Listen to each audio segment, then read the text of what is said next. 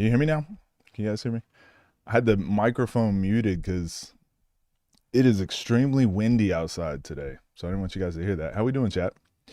Um,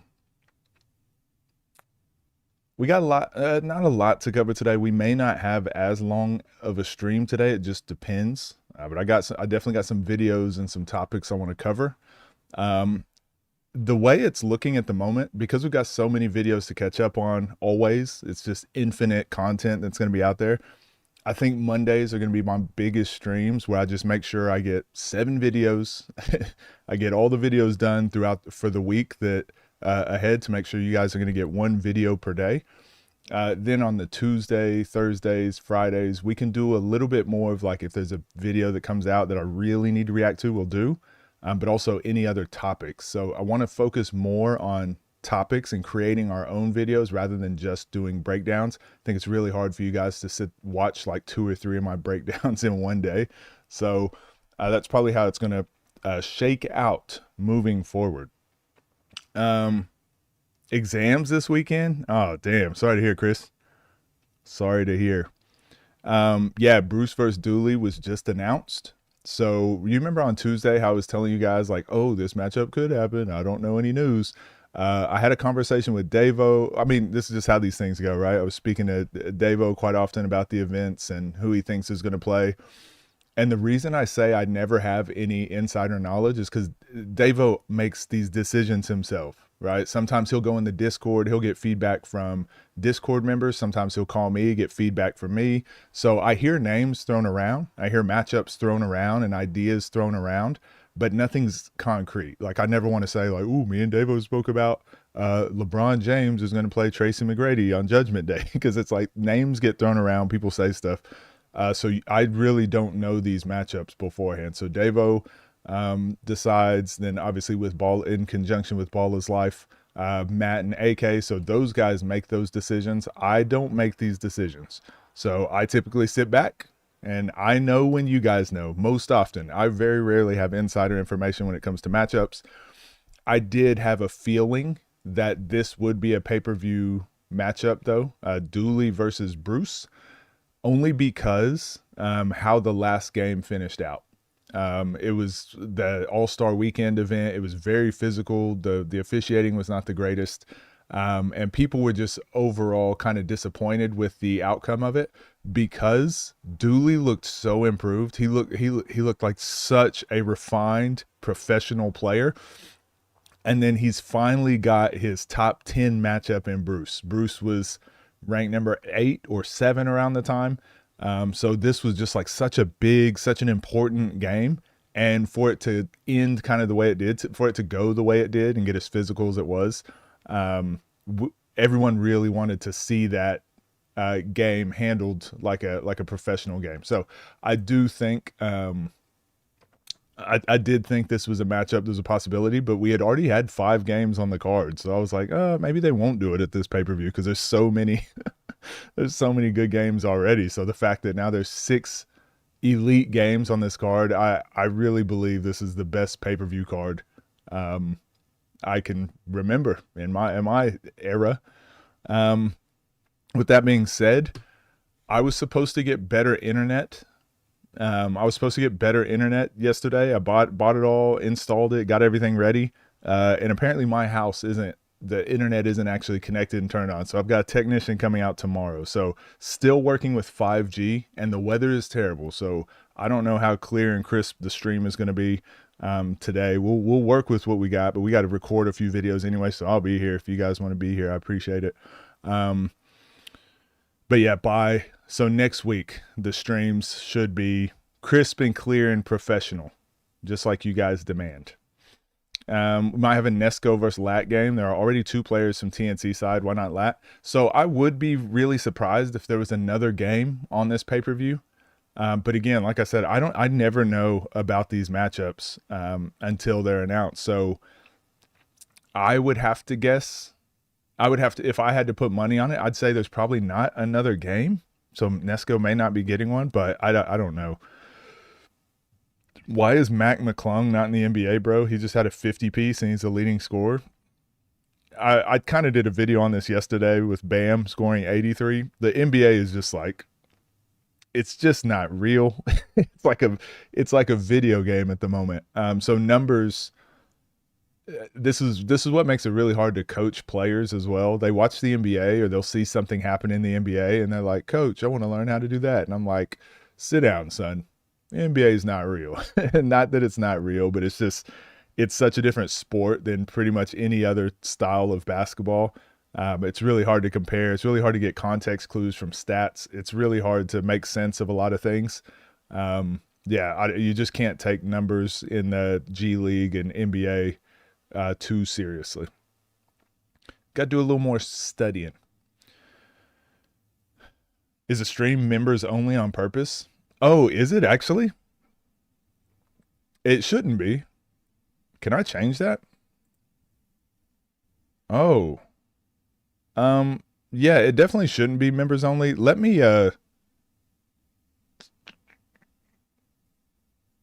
don't even know if I can change that without exiting. Hold on, 1 second. Hopefully you don't.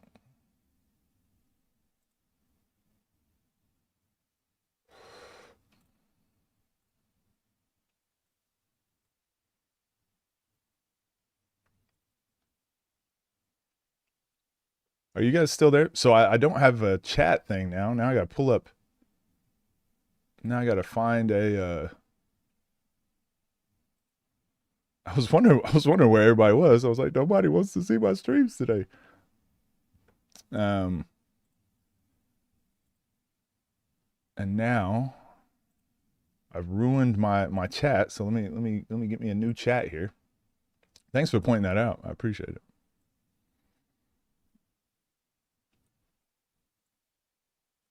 Um,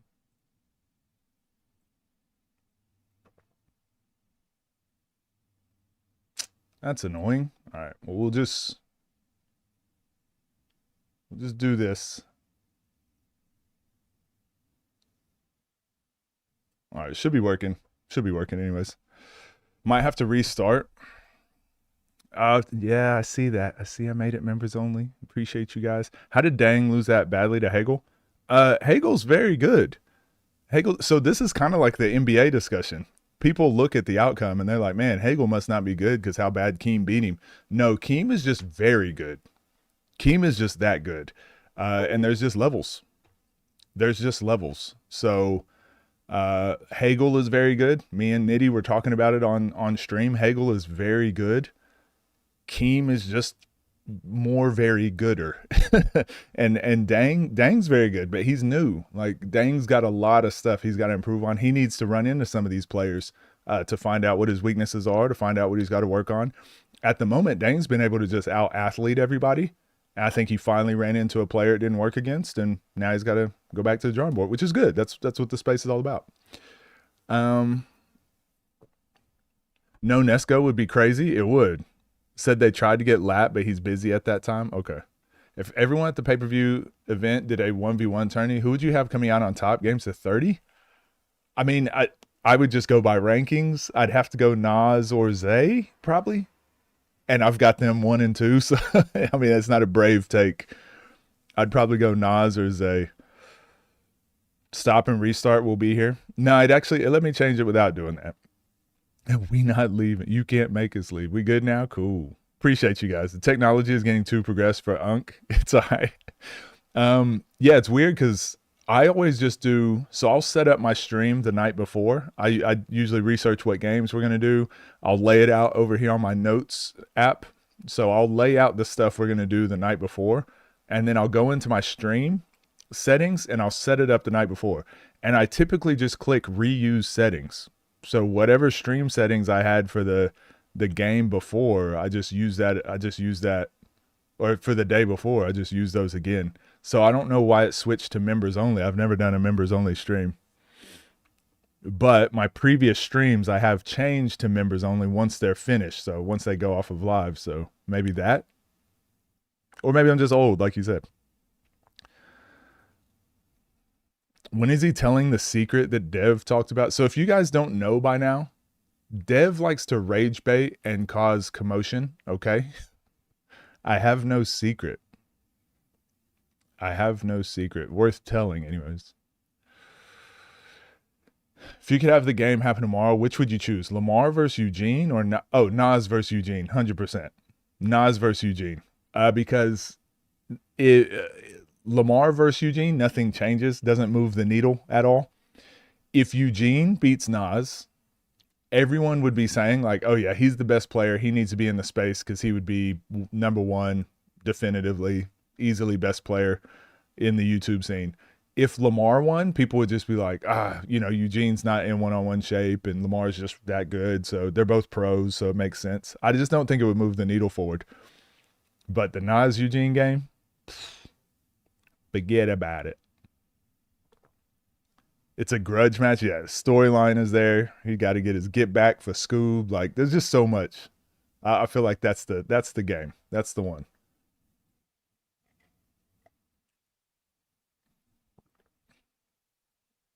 Damn, I feel bad that I made it members only. So hopefully there's not some people out there that tried to join and couldn't, and now they're and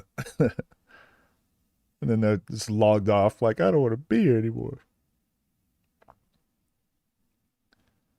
Um, somebody somebody sent me a video. Um, it's funny. Somebody just sent me a video about the negative step. We might cover that. They were like, Coach, because you keep shit talking the negative step. I appreciate you. I love when you guys send me videos like this. This was probably the video we already reacted to. But again, just quickly for the people that are here, I don't think the negative step is bad. I always talk about it. I just think it's bad when you don't know what you're doing. I think it's better to practice intentionally onside step, intentionally crossover step, intentionally negative step, intentionally dig step. It's more important to have intention behind what you're trying to do. That way, when you go play, your body just self-organizes. You just do whatever's best. You don't have to think about it. The problem I have with the negative step is people will tell you that's the fastest way to move. See, if you watch these kids do the next, that's the best thing. Maybe we'll do that today. You know what? I'll put this at the bottom of my list. Freaking negative step. We'll do this today. All right, so let's talk about what videos we're doing. We're going to do this Ball is Life 3v3. I actually still haven't seen it yet, so we're going to watch this. I don't know the outcome. I haven't seen it, so please no spoilers if you can. We're also going to watch this TNC 5v5. Well, at least watch one of those. This is Kel and Lat choke slamming each other in the title. You should harp on that more more than I already do. What do you mean, Kratos? Then we're going to talk about the Dooley and Bruce matchup. We are going to talk about the Keem and Joseph Lewis matchup.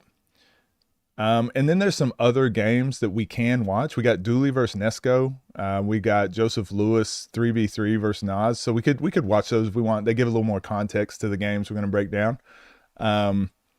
And then this negative step video. So we don't have a very big slate today. I also want to talk about, or maybe actually that's going to be all day stream tomorrow is going to be me crying and complaining about women's sports. Okay. So if you don't want to hear me complain and call people out about women's sports, don't come to stream tomorrow. That's what tomorrow is going to be. So these are the videos we're going to watch today. Oh, the negative step. Okay. Doing advanced moves because you know what advantages it gives you. Yeah, so I'll speak about that today. You don't like Keem versus Joseph? How come? Well, I guess we'll dive into that more when we get to it. Let's save that for when we get into it. Thought Lat and Kel were just teammates during All-Star Weekend Nike event.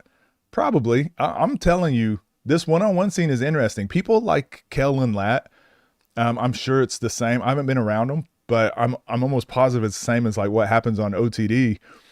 It's funny because sometimes we'll stay in like 2 or 3 different Airbnbs, but everyone is pretty much around each other the whole time. We go to one Airbnb, everyone's eating together. Everyone's around each other the whole time. And I was speaking to Keem about this. everyone's around each other, and then you step on the court, and then they just go at each other, and then they step off the court, and they're fine for the most part. I was speaking to Keem, and he's like, man, some people show up to these events, and they try to be mad the whole time. They try not to be around people all the time, and it's like you have to be able to flip that switch, and that's why I say these guys are real professionals. They're real professionals because they can be cool with you off the court, and as soon as they step on the court, they can turn that competitive fire on. So nothing but respect. So I'm sure that's what happened in that game. Different weight classes. Oh, okay. No, I actually think they're very similar. I think they're very similar, Shamar. Women's sports still exists? Yes, and some of my favorite basketball to watch is women's basketball. But I got to change the way that we talk about women's sports. I really dislike it. Florida Gators, you doing any college basketball videos? I probably won't. I just don't have the time. I just don't have the time to do it. I have been watching a lot of the conference tournaments and stuff, though. Kel versus Dom? Can't wait for you to play your subs if you do. What do you mean? Oh, play against my subs? That'd be pretty funny. What up, Ghosts? How we doing today? So we might as well jump into the first video. I've been wanting to watch this for a while. Again, I haven't seen this, so no spoilers. I want to be surprised. Am I going to be there for Judgment Day? I am. I'm commentating Judgment Day. Looking forward to it. You've seen middle schoolers beat grown men. Yeah, and this is the part of the conversation I want to have. It's like, I don't know how to explain it. When I watch high school boys play, right? And I see, look, 20 kids running around like chickens with their head cut off. They don't know what's going on. And then I see one kid like working really hard, diving on the floor for a loose ball, getting his teammates open, leading, communicating, playing really tough defense, doing all these awesome things. I just go, man, this kid, like, this is awesome. This is great. I love seeing this competitiveness. This kid is great. I don't go, yeah, but this high school, the Oak Hill Academy would destroy this team. This team sucks. But for some reason, we do that with our women's sports, right? It's like, man, Asia Wilson's really good. Like 4 MVP, like 3 back-to-back championships. Like, man, she's so good. And then people will be like, but she can't beat Kevin Durant. And it's like, all right, I just don't like that. And it only happens with women. So we're gonna have the conversation tomorrow. And I want you guys to be there. I want you to argue your points too. I want to be there. We'll have fun. We'll argue with each other. But just like the players we're talking about, when we step out of the argument, we'll all be friends again. It only happens with women's sports. Like Dominique Malonga, she's got like 3 dunks in Unrivaled. And she's like 19 or something. She got a dunk, and then I saw the comments, and people were like, she should be able to dunk it. She's 6'3", and I'm like, man, I had some teammates that were 6'3", and they couldn't dunk. That's really impressive when a woman does it now.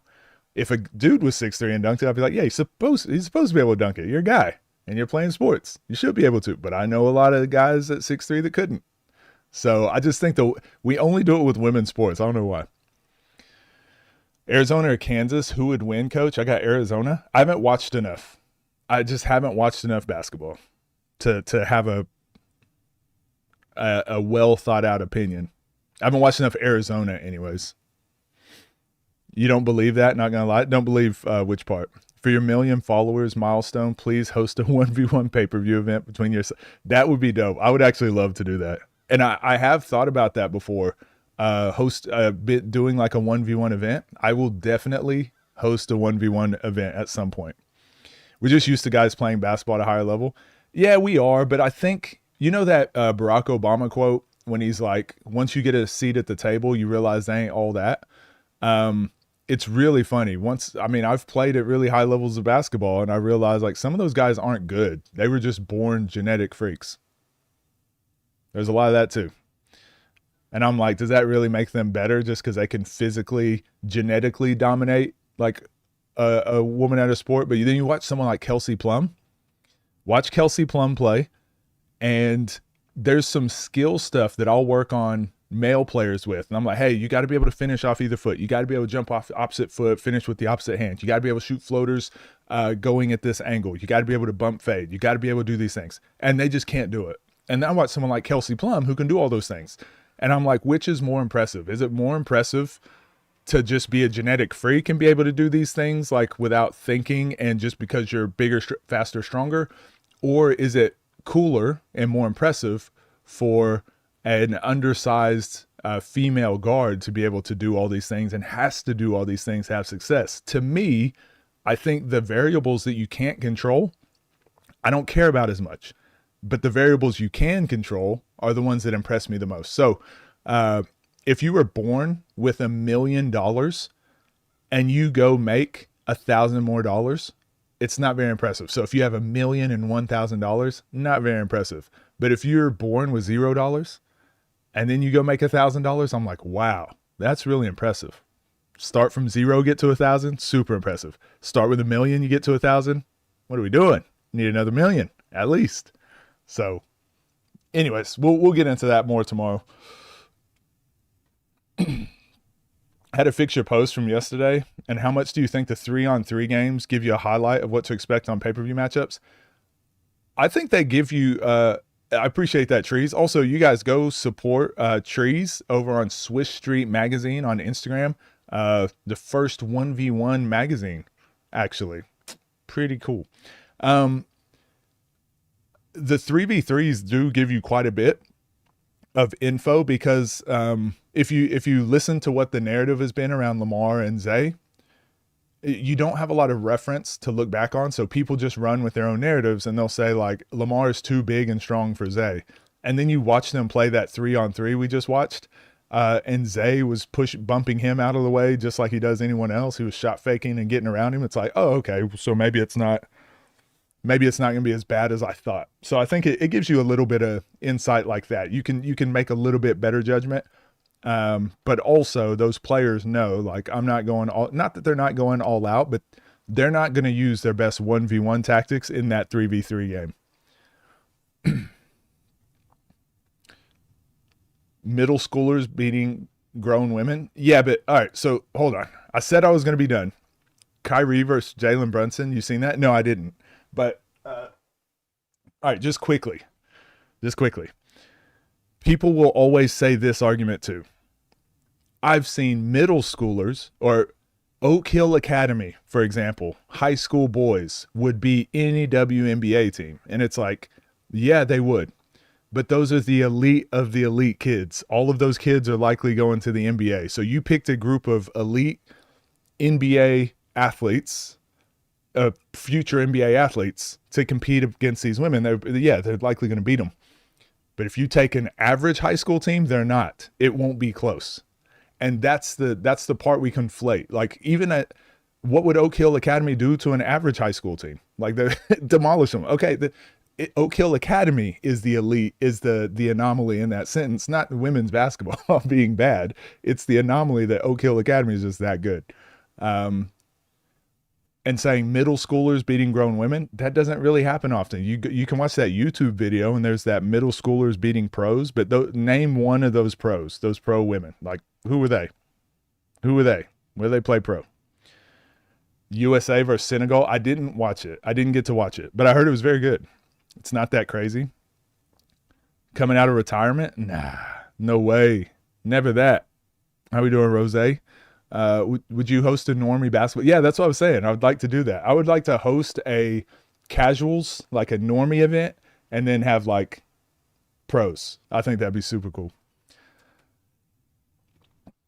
But it does sound crazy. I mean, genes is a part of life. If you find it impressive, you can keep up with it and maintain it. You can't leave that part out. Well, hold on. I'm not leaving that part out. I'm obviously not. Look what I advocate for. My whole brand is strength and conditioning, athleticism, like you controlling as much as you can control. But I would also be silly to be like, also you want to get as tall as you can. Because you can't do anything about that. That's silly. So it doesn't impress me. If someone's 7 foot tall, it doesn't impress me. Yeah, you can't control that. If they're 7 foot tall and they can dribble and shoot, That's impressive. The context matters, right? So I feel like you guys know this. I feel like you're doing the, this is why tomorrow is going to be a very fun conversation. Cause I feel like you guys are doing the, actually, obviously I've thought about these things. Okay. What up, Gold? Mostly going to just be watching along today. Okay. We got a lot to talk about. We got a lot of good videos coming up today. So no stress. Saw your magazine, bro, and I was inspired for real. Plenty of success. Yeah, the magazine's dope. The magazine is very dope. What up, Vetrix? Men and 1% of the athletes, no matter their age. Yeah. Full speed right, full speed left, always and forever. Saw Ballo's Life drop Lamar versus not. We're going to watch that now. We're about to watch that right now. Even an elite girls high school team can't beat any NBA team. Yeah, but I mean, that's like water is wet, right? But people will go on to these. This is what I'm saying. The conversation needs to be better. People will go onto these posts and be like, if you take the best women's high school team and play them against an NBA team, they can't beat any of them. Yeah, but the best boys high school team will not beat an NBA team. The best boys college team will not beat an NBA team. So to just single out women and be like, that's the like surprise, or, you know, they suck because they can't. It's like, no, it's just the best boys won't either. But on the flip side, when you say the very best boys high school team will beat a WNBA team, yeah, like a prep, like Oak Hill Academy. Like I said, these prep schools, Montverde, Oak Hill Academy, they will. But then if you look at the average high school team, like they won't even, it won't be close, not even close at all. So there's something there. There's some context there. That's the conversation we need to have, right? That one, not the obvious. We throw out the obvious one and act like that's rocket science. No, we already, water is wet. We know that. Let's have the conversation though. So though, you know, Shaq even said it. He was like, we need to lower the rim so that they can dunk. Then more people would watch. And it's like, what? I watch under 12s play. They can't dunk. Maybe you would watch if there was more dunks, but look at the NBA. They dunk all the time, and I can't watch them anymore. It's not real basketball. It's just dunks and threes. Dunk, dunk, dunk, three, three, three. So I like watch EuroLeague. There's a lot more tactics and strategy. So just it kind of depends what you want to see. Can't wait for tomorrow. Yeah, it'll be a good conversation. It'll be a good conversation. I'm looking forward to it. Those guys are just Stephen A. Smiths, though. It's not real. Yeah, and that's what I'm trying to get to. You can have the opinion you want on women's sports, but if you are someone that has a lot of influence, if you're someone that reaches a lot of people, you shouldn't be having the boring like the worst part of the conversation, the drama, rage baiting. I hate it. Mainly, I was raised by a single mom, and she was the all-time leading scorer in our high school. And like, she's the whole reason I fell in love with basketball, and like one of the strongest people I know, just like all of that. So when I hear people just like trash it, I'm like, oh my gosh. But it's those type of women that build like elite male athletes. Like that's how it works. You think a college men's team could beat your NBA Wizards? Somebody scoring 83 on them. I think I could beat Nas, Lamar, and Scoob and King of the Court 2 dribble limit. What, you start with 10 going to 9? Girls high school versus NBA. Yeah. Where to watch EuroLeague? The Turkish EuroLeague. There's an app. And I think it's like $19 a month, $20 a month. Y'all getting coach fired up. I know I got to save it for tomorrow. But aren't dunks and threes the most efficient shots in basketball? It is. But the NBA's rules make it easier to get those shots. EuroLeague, it's really hard to get a dunk because they know it's the most efficient shots. So they take it away. And then they know threes are the most efficient. So they run you off the 3-point line. In the NBA, the court is wider. The rules don't allow for as much contact. You can't play defense. You can't be in the key for 3 seconds on defense. So you can't rim protect the same. The rules are set up to allow you. They give you the answer to the test. It's like, yeah, we want you to do dunks and threes because they're more fun to watch. Whereas in EuroLeague, you have to come up with a scheme or a plan to get dunks and to get threes. So I like to see teams have to try and get the most efficient shots. I don't like watching the NBA where it's like the most efficient shot is also the easiest to take. It's also the easiest to get. It's just not that hard to do. What up, Tay? Coach Midrange Lore, standing up for what you believe in. And it's less about that and more about like, I do want to have good conversations around sports, women's sports, men's sports, like whatever, fixing the NBA. But we don't have those. We just complain. People just complain all the time. And that's what this channel is. Hopefully we have some better conversations. 90 euros a year. Yeah. Okay. So about that. $15 a month or something. No, that's about 20. Yeah. So about 20, damn, maybe $30 a month, 20 to $30 a month. Threes are not efficient. They are if they're like driving kicks, standstill threes. As our point guard was on a practice team for a D2 women's basketball college here, and he couldn't get a stop. It was hilarious. I'm telling you, it's all over the place, right? Like I go watch Gonzaga practice quite a bit, and they've got first Crow guy. Thank you for the fake Monopoly money again. The Tim Tam tax. I appreciate you. I go watch Gonzaga practice, and they've got a men's practice squad, and sometimes the women sometimes the men can't get a stop. I've seen it, and it's like, oh, but there's one or two guys on that practice squad that are cold, and it's like, okay, the women can't stop them, and so they practice for a specific reason to help develop, right? But it's just we can't just throw everyone into the same basket. If you use a VPN, you can get the year for 30. Really? Didn't know that. Wink, wink. Any idea who's commentating for Judgment Day? I do know who's commentating, but I can't share that knowledge because I said this earlier in the chat that in the stream that sometimes things change and the information I've been given may not be accurate. So I don't want to say. Because like I said, even with the Judgment Day matchups, I didn't know who was playing who until they're announced. Because those ideas get floated around and we talk about them. But Davo, Matt, and AK make those final decisions.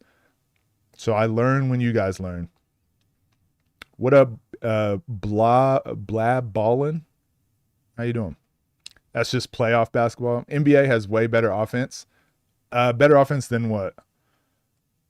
Oh, you mean more fun to watch? Like you like watching the ISO plays? Yeah, and like I said, everyone has their preference, and I think that's okay. I don't like it. It's really hard for me to watch. I much more enjoyed like the Olympics, the playoffs. Yeah, I saw what Bam did. We made a video on it over on the 3rd channel. There's a good reason why people talk about women's sports the way they do. The talent is just lower. But again, talent. That's why I was saying the talent to me isn't lower. It's the overall like just ability to do the thing. So, like the skill level. Like go watch Marina Mabry play. Go watch Kelsey Plum play. Go watch Nafisa Collier, Brianna Stewart. Go watch them play. And it's like the skill is there, the talent's there. They're just not as athletic, right? But that's what makes me think, well, if they were born a guy, like who's to say? So that's the conversation I want to have. And how do we judge it? Get to the video, stop reading chat? Absolutely not. That's why we stream. And I don't have a lot of videos to do today, so I wanted to engage with chat. It's probably everybody from the last stream. Especially the Shays and KDs. They just decide to make it harder for themselves. Yeah, but it's also just kind of more how we play in America. The style is much more individualized. And they're elite at scoring that way. Caitlin Clark practice footage, and she was just working them boys. Yeah, and if you go watch Liz Cambage doing workouts with male players, like she's like dunking on people, and they like can't keep her out the post. Hyped for Judgment Day, same. And don't y'all want me engaging with chat? Or would y'all rather me be a streamer that doesn't read every message? Just like I reply to every comment?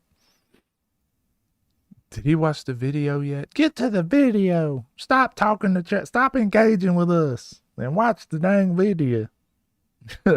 Do the thing. I hope it's you and Nitty. I'd like that. Aren't as athletic and physically gifted yet. They dunking now? I'm telling you. Dominique Malonga getting up there. But I mean, Lisa Leslie dunked back in the day. Liz Cambridge was the first to dunk in the Olympics. The girl from South Carolina last year got a dunk in a game, in a college game, and no one talks about it. Should you go train? Go train. You could put the live stream on your phone. Kelsey Mitchell, yeah, another one. Shea Killer, anyways. How about making a video on how small guards get physical? I kind of talked about that on my main channel. Guards and like post play. Was that not crazy? Why wasn't Why hasn't Davo done women's? I think the amount of players there's not as much demand for it yet. I think it will happen very soon. I do think women's 1v1s, I think they're going to start happening this year. And that'll be very cool to see. I just don't think there's as much demand for it. So meaning it's going to be harder to get the players. Because even with the guys, like there's a ton of guys that want to play. And then once you call them and start organizing and trying to do it, then it's like starts falling apart. Where's the popcorn? American basketball values isolation ball significantly over team play and concepts. Don't know why, because not everyone can hit tough shots. We just have the population. We have such a large population to choose from that it's like the cream rises to the top. And it works. It works. It's what got us to where we're at, so far. So a lot of people are like, why change? And I get that. Kelsey Plum or Chelsea Gray could be the middleweight player on the scene. No, not one-on-one. That again, one-on-one is a difference. But we're talking about pros already struggling with YouTube players, right?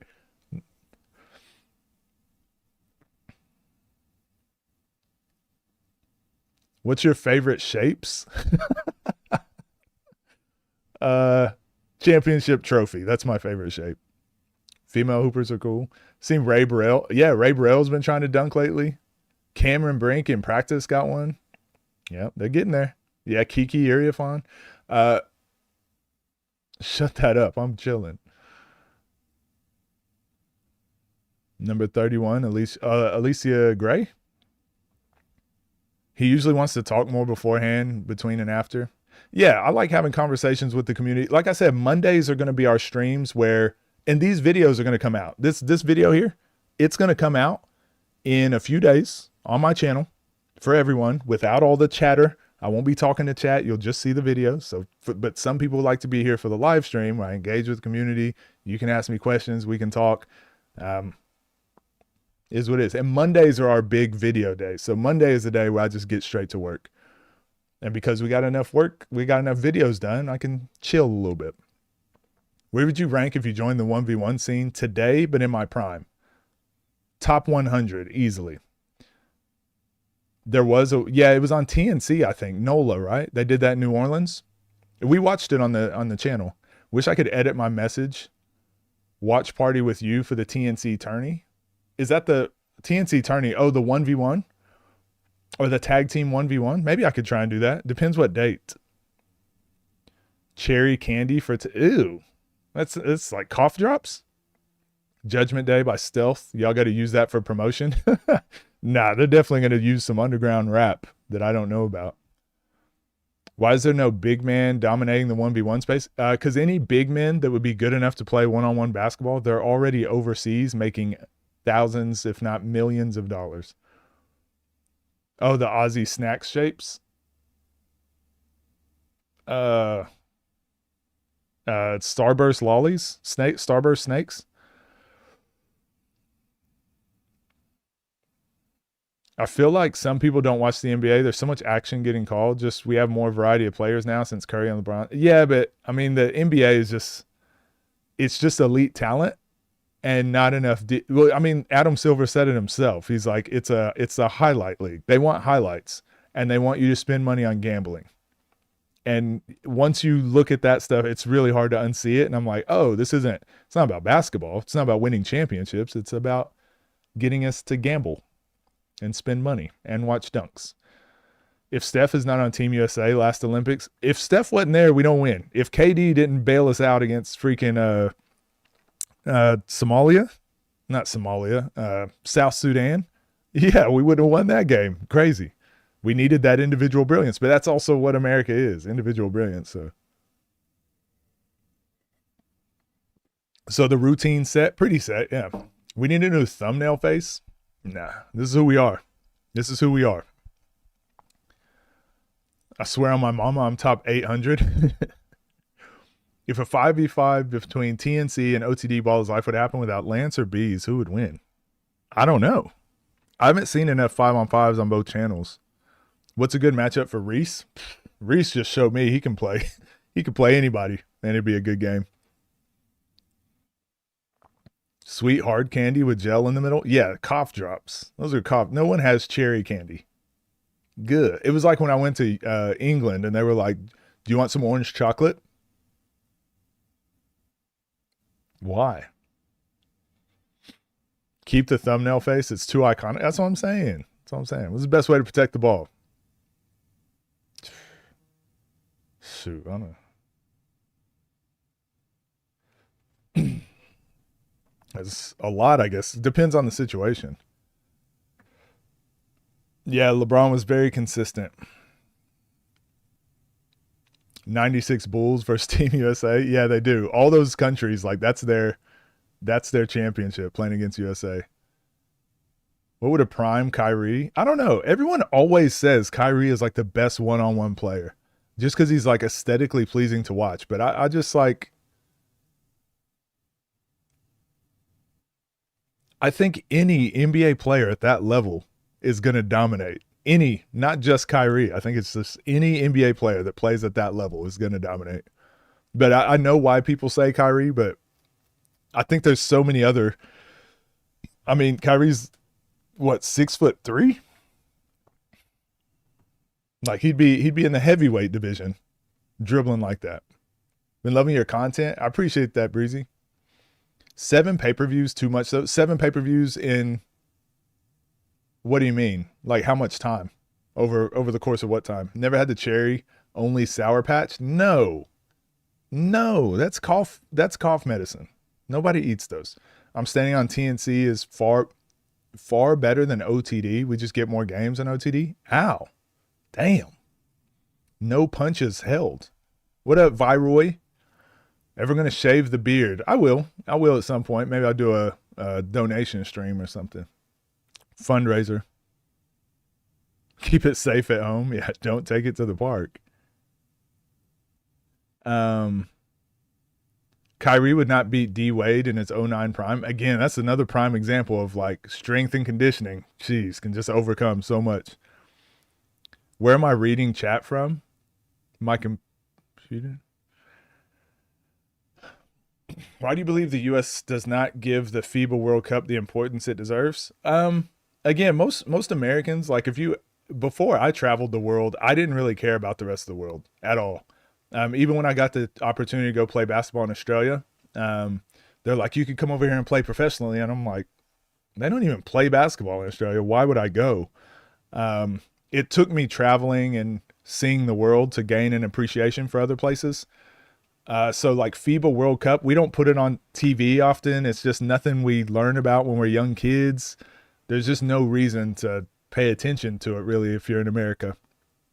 Whereas if you're in another country, every year that the World Championships are coming around, like you're excited. Like that's what you're waiting for. You're excited to watch that every year. Watch your country compete. In America, we're just like, what is this tournament?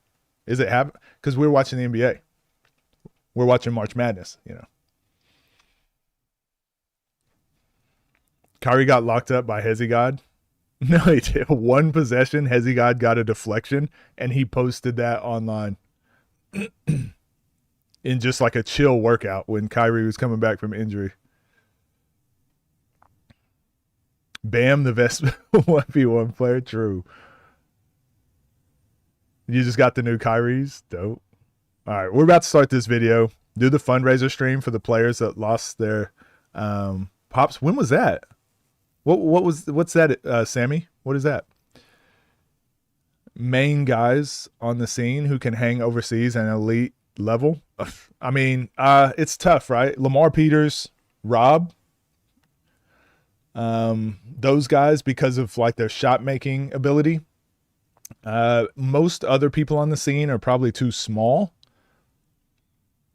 Bijan did play NBL in Australia with Jerome Randall, actually. But guys like that are elite shot makers, shot creators, they can. But someone like a Nas, like talent-wise, that's why I like the one-on-one scene. Talent-wise, most of these guys can play elite level, high-level basketball. It's just like you watch a Eugene, and he's undersized, and he should not be dominating overseas. But you look at his shot-making ability, especially from deep, playmaking ability, and it's like, okay, that's what keeps him over here. So it would just, those types of players have the best opportunity. Then after that, it would be like the elite athletes. So you look at like C4, BJ, who are some other ones? But I mean, look, you look at Bruce, you look at Zay, like all of those guys played G League. There's more too. Mike Harden played G League. Like, so all of these guys have the skill to play high level. They just, when they're undersized and don't have elite deep three shot making ability and creation ability, they have to just get a right fit. They have to fit exactly what that team needs. But all of them skill wise.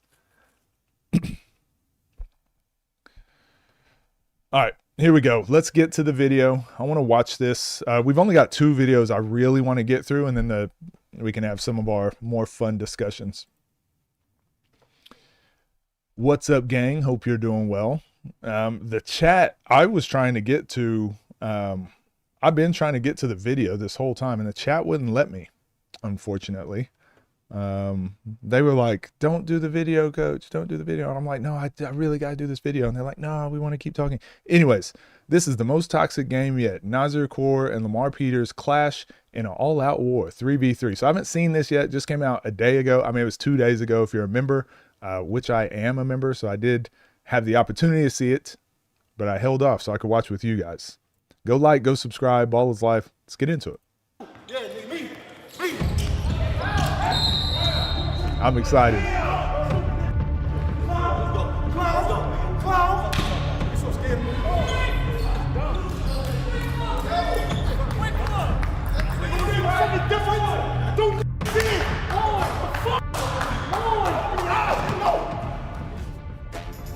Damn. Welcome back to the Creators All-Star Game. Hold me back, chat. Coach is lying. Nah, no. Chosen. Today we have a 3-on-3 matchup. Team Lamar versus Team 9. Something that is fireworks every time they meet up. 9's team is stacked with Zay. They're starting off with Zay and Dom. And then Lamar has him and Nesco on the same team. Music a little loud. Team Nas 3-2. Scoob 4-3. 2-2. 0-2. Okay. I think they're rocking with D-Bones to start this game off. So it's going to be a good one. How you feel about this matchup today? I'm expecting LP to take this matchup personally. He's going against the big dogs. You can't hide.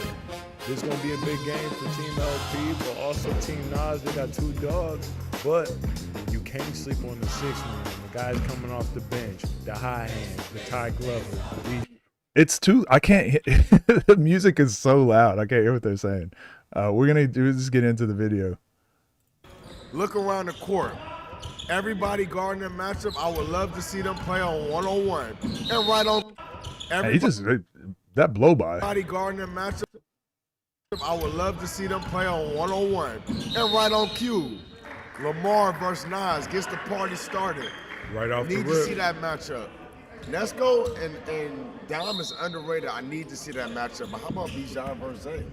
What happened? All good matchups on the floor. And like I said earlier, LP is going to take this matchup personally. He against the big dogs. Left hand down with the rock. Go screen.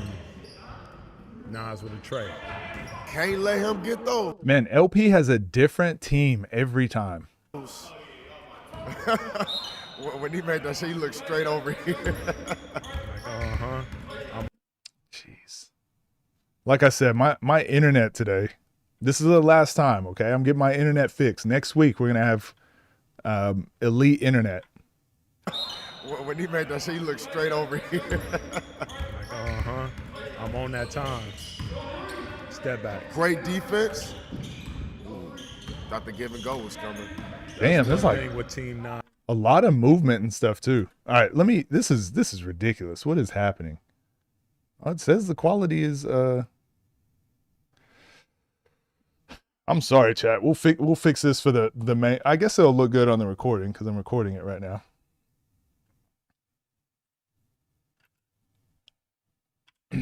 All right. Should be good. Got good action. Let's go with the That's tray. gonna be high lately, but he kind of been finding it later in the games. Ooh, Zay versus Bijan. I like this. Preview. Trey ball, Nas. 6-2. Well, Nas got 6. Oh, Draco on the Draco side. talking. Nas with a deep 3, can't get it to 4. Bijan with the rock. Ugh. Sidestep, Trey. I would love to see this matchup just cause. I just want to see Bijan play like a top 5 player now. His pickup is so crazy. Bijan with the He just could. So remember we always talk about in range, on balance, open. He got 2 of those. rock. Not 2 open. That's still a really good contest, but everything else he had. Sidestep, Trey. Damn. All around. Bijan getting to hopping around with that handle. You know something about to happen. Oh, Great pass to the other team. Zay that Bijan's assist. Great pass to the other team. I mean, I guess Lamar and Zay are wearing like literally the exact same thing. You think he was cross-eyed when he passed that, or what? What was that about? They're wearing the same. Yo, Bionic, come on! You gotta do a pity laugh when you're with your commentator host and they say a joke. You gotta at least do a pity laugh. Look at Bionic. You think he was cross-eyed when he passed that, or what? What was that about? They're Nothing. wearing the same shirt when you really think about it. They both in wife beaters right now. Zay had him dancing, can't get it to go. Let's go with the clear. 2-8. Working the right wing against Nas. Crossover, downhill. Pass out to LP against left-hand Dom.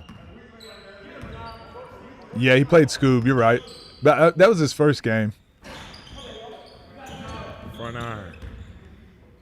Let's just clear the court and let Nas and LP play. I know y'all at home will love that. Oh, yeah, Zay working on the inside against Nesco. No good. Everyone's always talking about being an undersized guard. Look at Nesco here. Like, so when you're getting posted up, again, we did this Jeremy Lin video. We broke it down, but every inch, like, matters. I know y'all at home. Keeping Zay outside the block, keeping him from getting this highest percentage shot in basketball, super important. I love that. That, like, this little bump right here, instead of being below the hash mark, being above it, elite players are still going to get a shot off, but look how high he is posting up, like, instead of being right here where he usually gets to. Oh, yeah. So when he shoots this jump shot, he can still make this. But it's like when you're an undersized player, like every inch you push them out matters. And it's like just to get them to hopefully miss. We saw him do that in the other the Ball is Life 3v3. Nesco was doing the same thing. I think it was against, I can't remember who it was. But he was flexing afterwards. It might have been Zay again. Nesco. No good. Bijan to the corner. Sidestep, That's 3. a shot. Bottom. Bijan to the corner. Sidestep, That's 3. a shot. It's just a layup. It's just a layup, fam. I would absolutely love to see them play. That's all rock. He's turning into that right now. As far as a quick release, Oh, Bijan with a that's tough turnaround. Left hand down, corner Trey ball. good look. Nothing. Nesco was just holding on for dear life against that box out against Nas. We got a foul. Yeah, that's another American thing. Like, we just wear whatever, and you're supposed to just know who's on your team. If you go overseas, they'll always be like, bring a light and a dark. So you have to bring 2 colors or a reversible jersey. So when you play 5's, you got to actually flip over your jersey or go put on a black shirt or a white shirt. Left to right. These usually take a while to get going, don't they? P for the clear. Back to Nesco, corner Good tray look. ball. Nesco has not been hitting. Now, I'm going to be real with you. And Nas told me he was going to do it. He said he was going to hunt Duval. I think it's hunting LP this game. He ain't forgot about that 2-on-2. Damn. Now, what's coming here? Great defense. Yeah, I think he got him, but that's really good defense again. Zay drew the foul on the inside against Nesco. To the line, shoot one. Ooh, left it short. He called it. He knew it once it left his hand. What's stopping him from just being all the way up? I mean, he already is elite. Just that jumper. Consistency. Great contest. Oh, Just that jumper. that's a great contest, but it just don't matter sometimes. And I really prefer when Lamar gets to the top of the key or gets to like the 3-point line. Again, people get mad at me when I talk about these deep threes that he likes to shoot, but I'm like, I think it's just such a higher percentage shot to be like on the 3 rather than just settling for super deep. But who am I? LP, step back tray.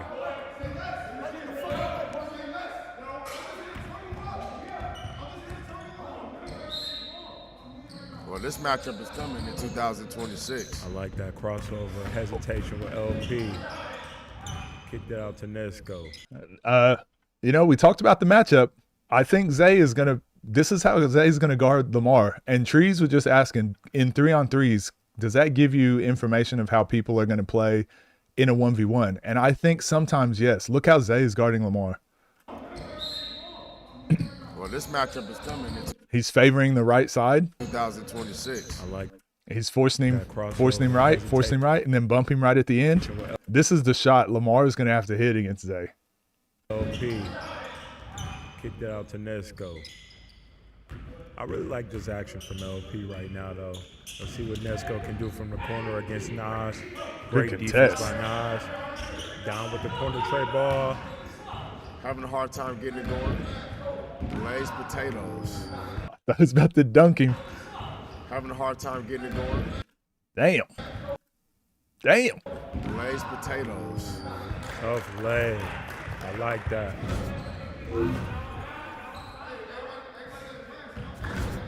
The RDC skit reaction. All right, I'll have a look at it.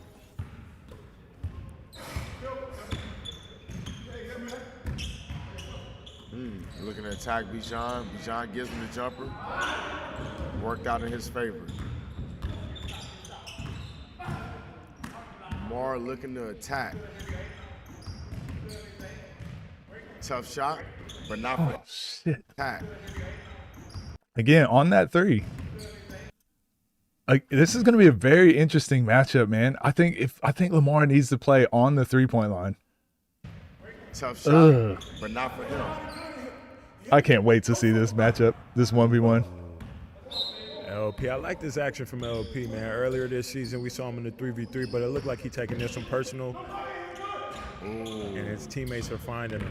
Can't get that one to fall. Left hand down, looking to get going. Damn, Dom can't get it going either. Looks like he's rushing it. Let's go versus left hand down. Let's see what he got here. 11 to 10. Surveying the floor real quick. Downhill attack. Got the pull up. It's right there. It's too easy. I like when players operate from free throw line. A lot of people settle for these long 2s. Again, this whole video so far has been like not settling, right? Shots where they're not settling, it seems like they're going in at a higher percent. Like, get all the way to the free throw line before you get into your pull up. It's too easy for him.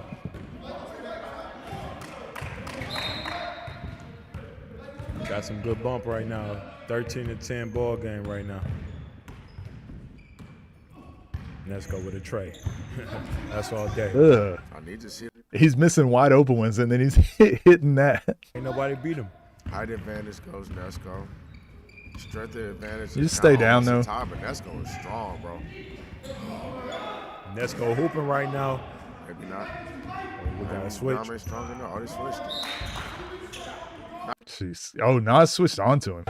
He's straight to it. Hey, they seeking that out. He gone. Nesco with another tray ball.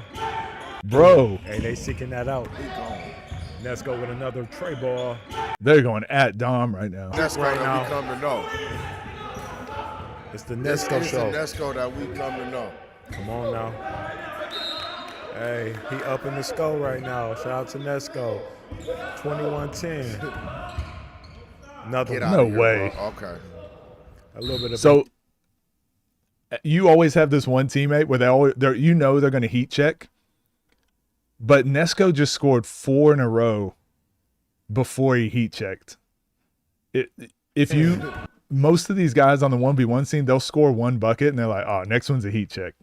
Like this was definitely a heat check shot, right? Not a great shot, but he scored 4 in a row. I probably would have did the same thing. left it short. But we got a good game right now. You can feel. Yeah, he just ran off 10 straight. 2 threes and 2 layups, basically. Mid-range jump shot. These 3v3s are getting crazy. Just look how much talent's on the court. In the gym where you can just let them shoot. Not a one. Zay heard the chatter. Another one. Let it go. And here comes Uncle School. now he changing his tune, talking about hands up. Hey, The Street Stars have a line. Hey, shout out to the What is happening? Oh my gosh. Also, we've been breaking down his shot the last few games. Look at this shot. Look how Zay's shooting. He does thumb the ball a lot. I don't really think it's a problem as long as it leaves your shooting hand last. But he's shooting the ball, chat. He is shooting the ball. You remember when we were looking at his earlier games and he was pushing from 3? He's shooting the ball. This is scary. Oh my gosh. shout out to the in the press. building. Shout out to the press. Stars have a line. 19-21, 2-point game right now. 2-point game right now. Bijan maybe better get up. He probably should step up a little bit. I think it was a little bit of bad advice from Wani, but hey, now they switching up the tunes, switching up the guys. We've seen this matchup before. Oh, come back here. There we go. Damn, He's going now at it. pricing up right now. Let me see you slide them puppies. Hey, Niggas dumb. Zay smell blood in the water. I was saying Bijan need a top 5 matchup. Crazy run right now by Zay. Zay must have heard me. Right now, both of these teams are extremely skilled. Oh, we switched it again. Want to get him. Ooh. I was about to say a couple things here. People will say, why don't they run pick and roll defenses in 3-on-3s in this 3 on FIBA? It matters, FIBA 3x3, but this is different. There's no shot clock. So Nesco does a great job here fighting over the screen because he doesn't want to switch. Fights over, gets back, will just rescreen. You can just do this infinitely because there's no shot clock. This is why I said a 20-second shot clock, you'd see more pick and roll defenses. But right now, you just switch everything. If he would have hit that.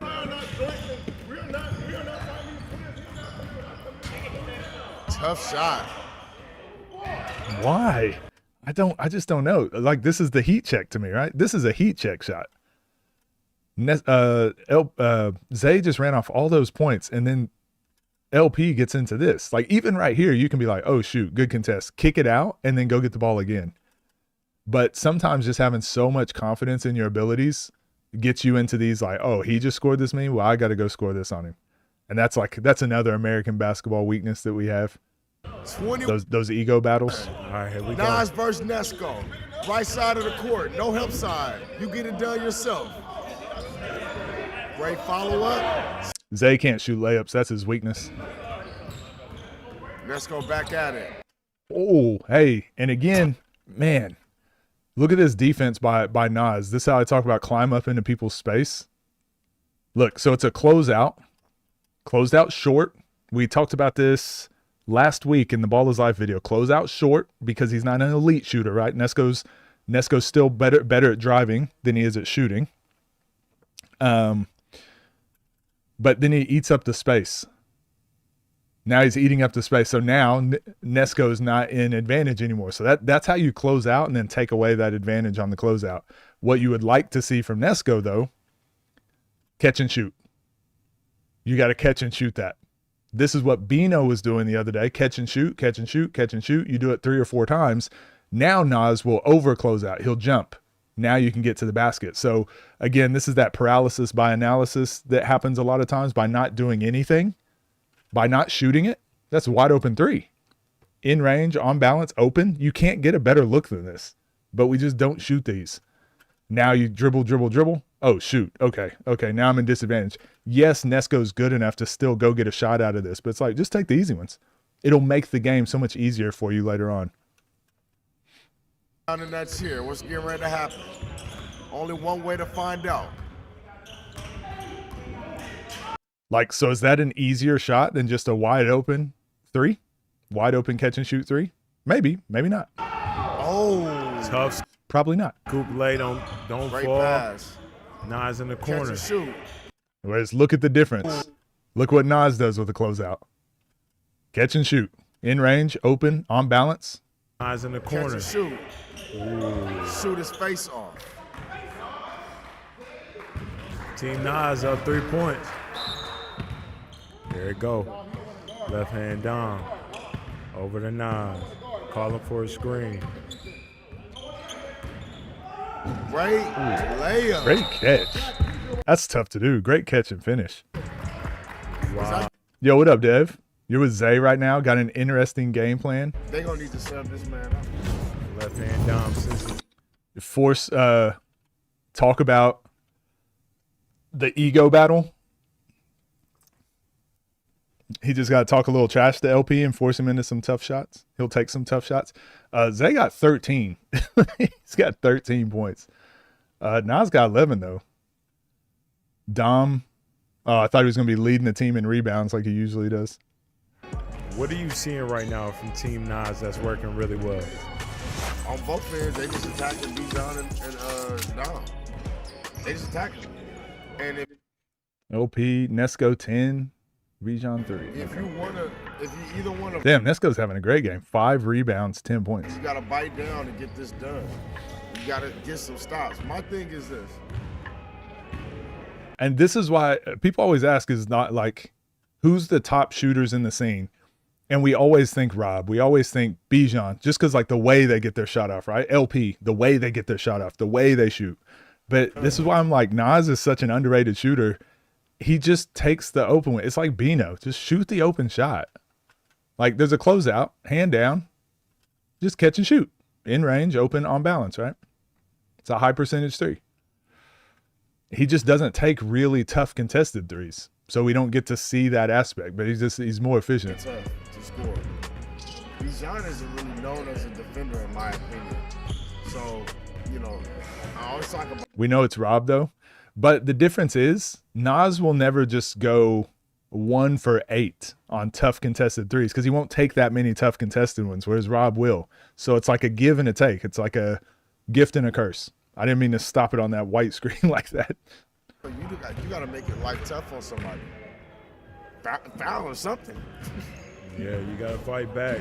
Right now in the first half, offensively from Team Nas, we got those 2 dogs back at it with Zay Scoop. and Nas doing a little bit of everything.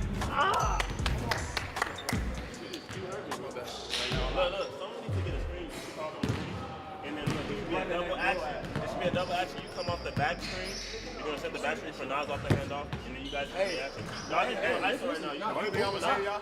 Damn, let's get 5 more coaches in there, can we? Don't feed it to me. Y'all keep like ISO every now and then, but action, I'm gonna fuck them up. That's what happened last time. They tried to start that one-on-one battle. We need to clear it fast. No, back door. Get some offensive rebounds too. Do the same thing we did with the live. You good? My bad, I gotta make shots for You know what I'm saying right now? Do the same play, the same action we did for the lob. It's a back screen and it's gonna be action. They're gonna be all discombobulated. So it ain't gotta be a lob. They're gonna be all discombobulated. You're gonna set a back screen? They're just gonna fuck them up. Just do the one screen and they'll fall apart. Our run, we can't have to make it. We gotta step on it. We make our run like that. Trying to give him some know, look, motherfucking weakness. you know what I'm saying? He hitting that bitch. He making it. Congratulations. Yeah. We just ain't gonna let him shoot. Yeah, I got you. Get up, touch it. Get back. Get up, touch it. Latent test. That's good advice right there, though, too. How often do I say that about like Zay? They'll say He's not a good shooter, so let him shoot. I'm just not a fan of ever playing defense where you just let someone do something, but instead it's like force him to shoot. So take away the drive. Yes, never jump for a shot fake, but you still got to be in the shooting pocket. You still got to like make it tough. If you just back off, like of course Zay's going to shoot your face off.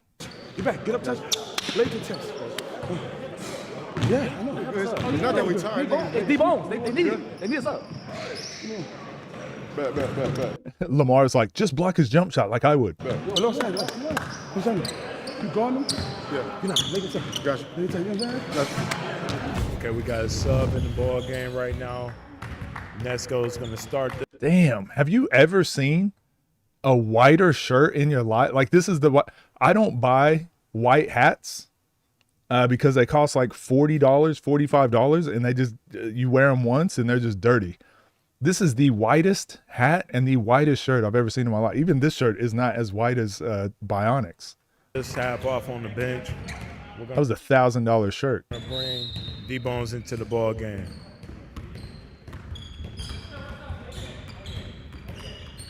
Left hand dime against Bijan. That's a great defense. Step back Trey. Oh. Ooh, can't get it to fall. That's really good defense there. Rob shoots from further away. Yeah, and that's the thing, right? It's his gift and his curse. He can make really tough ones. He can shoot from the logo. He can hit from half court. Might run off 4 in a row. But as we've seen, sometimes he falls in love with that. Might miss four or 5 in a row too. So Thanks, man.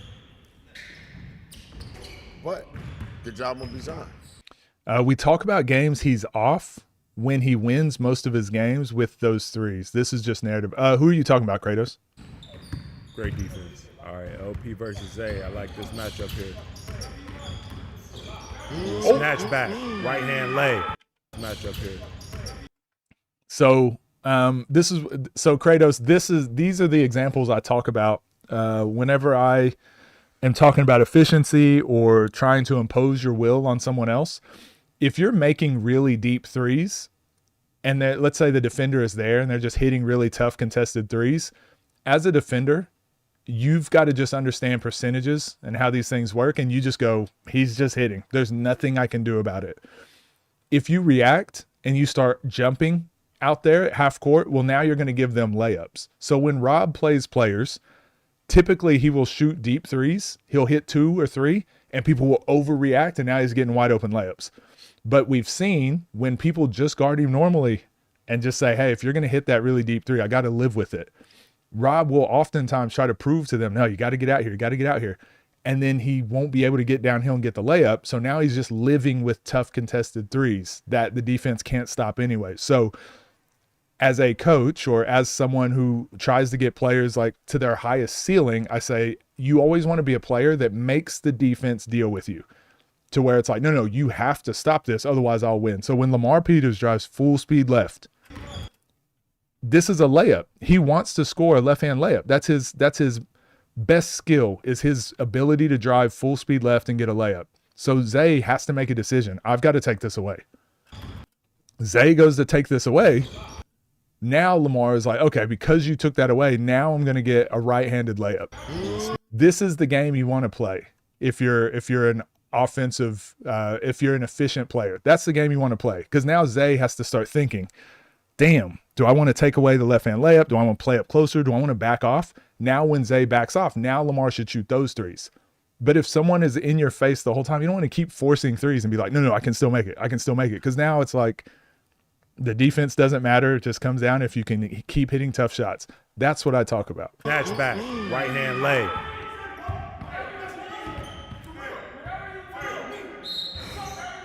Rob and Lamar similar at all? Similar in terms of like position, similar skill sets, but I like you would guard them completely different. Yeah, I wouldn't really say so actually. Lamar be over dribbling though. Some would agree. We'll never say this about Dame. LP said, forget it. I'll take on the whole team. That's good defense there. Only thing I think of is how far they both shoot, and Rob hard drives to the right where, yeah, like they have some similar tendencies for sure. Shot the ball the whole game. to make him hit it. Just like this He here. hasn't shot him. Because we watched this. I watched this in person just 2 weeks ago. Lamar did this same thing and took over the game for a little stretch of the game. But this game, it seems like he keeps trying to take over and get them over the hump. But like Dom didn't jump. Dom didn't have to defend. Nothing happened. They didn't get inside the key. If he hits that, he hits that. But instead, like, airball. Bones, good hustle. Bijan down low. Great finish. Hold on now. Oh, and here's the difference too. Why did Nas close out harder on Bijan here? Why did he close out on Bijan harder than he closed out on Nesco? Because he knows Bijan will shoot this shot. So that's how Bijan got downhill on Nas. That's why you want to be shooting your open threes. Gets the layup to fall off the glass. React to more Rob games. You'll see that he doesn't just overly force threes. No, he doesn't all the time. It's the games where he loses or the games that are really close that shouldn't be. It's when he lets that habit seep in. Was open. D-Bones on the attack against left-hand Dom. I know he's little. Everyone always tries to post up Dom. This is the funniest thing. As a guard, we talk about the push points. If you can keep them outside the elbow and outside the block, you did your job. D-Bones can't get inside the elbow, so Dom fights for that space, keeps him outside the block. That's a great defense. Terrible shot, but great defense.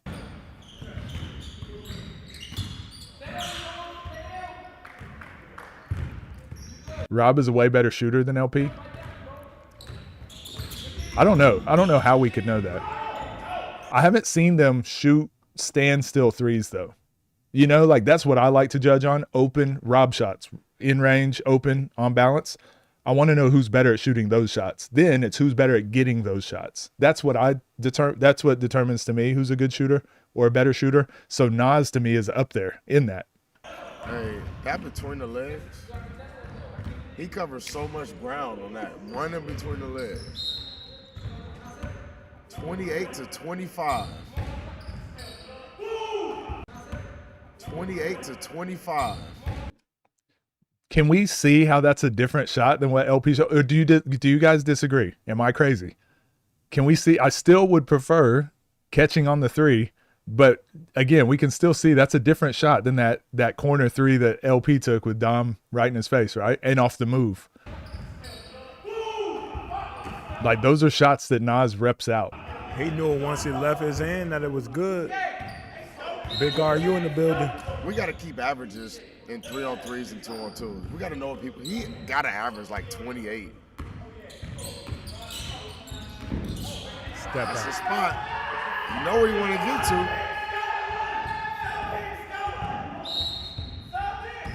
And look who switches on him. Damn. Good bump. He stood him up. That was a crazy bump right here. Again, this is why people want to see this matchup. Because Nas just did a bump fade on D-Bones and it looked like super easy. This is the exact same move. And this is the move he did to Frigga when we were watching his first game against Frigga, first game against Scar. This was the same move Nas did every time. Jab right, throw down left, getting that angle. This is a great angle for Nas. Look at it. He's got a great angle to the basket, toe pointing towards the basket. Everything's perfect. Nas has the advantage right here.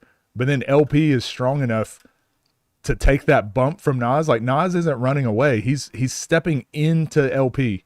So most players, this is going to be a bump, and then he gets that separation for a shot, or it's going to be a bump and a layup. The LP is able to absorb that bump and then stay attached. So even if Nas did shoot that bump fade, LP's like loaded up, ready to jump, ready to get that block. This is why people want to see that matchup. Because LP's like one of the few people we've seen in the space be able to do that.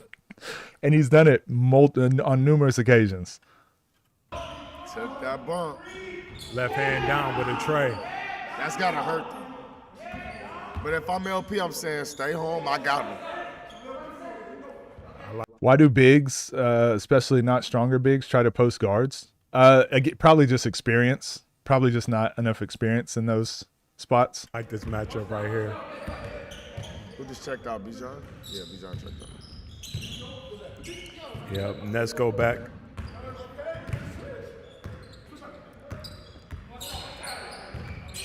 D-Bones versus Zay.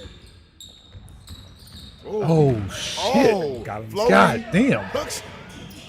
Left it. Bro, look at Bro, he almost dunk tipped that. But, man, look at that. This is good defense by D-Bone. I would have fell twice. Great shot here.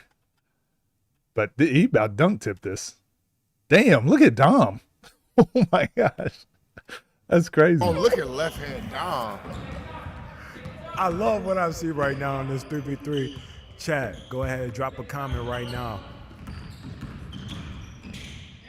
Oh, LP is move. trying to score. But Can you tell me what people see in Cam? Because I haven't really been impressed with his game. I think people have watched him on the scene go from, like, not a joke play, kind of like Dom. Like, doesn't take it that serious, like, pretty talented, doesn't take it serious, to, like, taking it very serious and seeing a lot of improvement in a short amount of time. And any of the players that are playing now that were also playing a year or 2 years ago, they've had to improve a lot because the scene has improved a lot. So I think a lot of people give a lot of respect for that because it's not easy to do. Because look at how many people got left behind that used to play a year or 2 years ago, and they're not good enough to play on the scene now. So I think probably that. you the captain of the ship. You know. Cam and Dom are not in the same conversation. What do you mean? Go get the ball and be you. He's not a selfish guy too. He'll make passes, but it starts with him. Oh, look who he's okay. calling for the switch on Nas, attacking. What we doing? Pull up 3. Damn.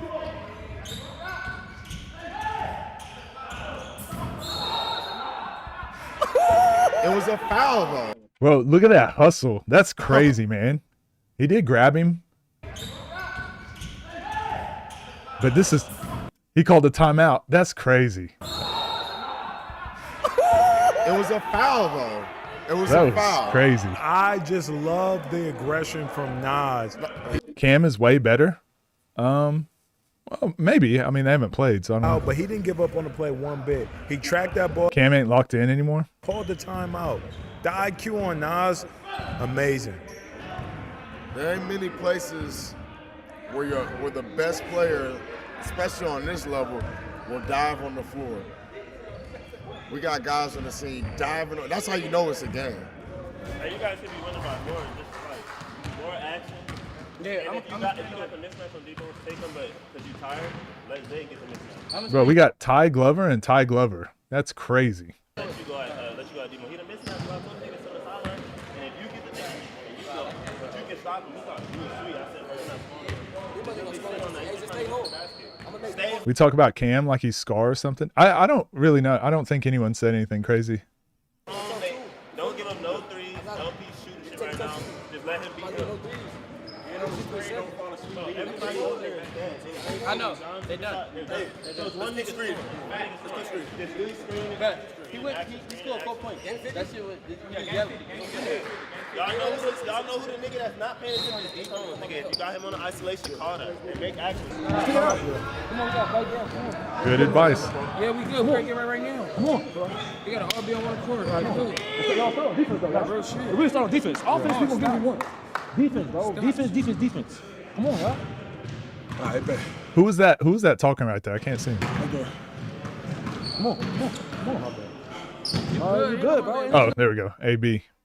AB versus Keem. That would be a good game. You gotta stop letting niggas score 3 times in a row on us. Yeah. You gotta bite down.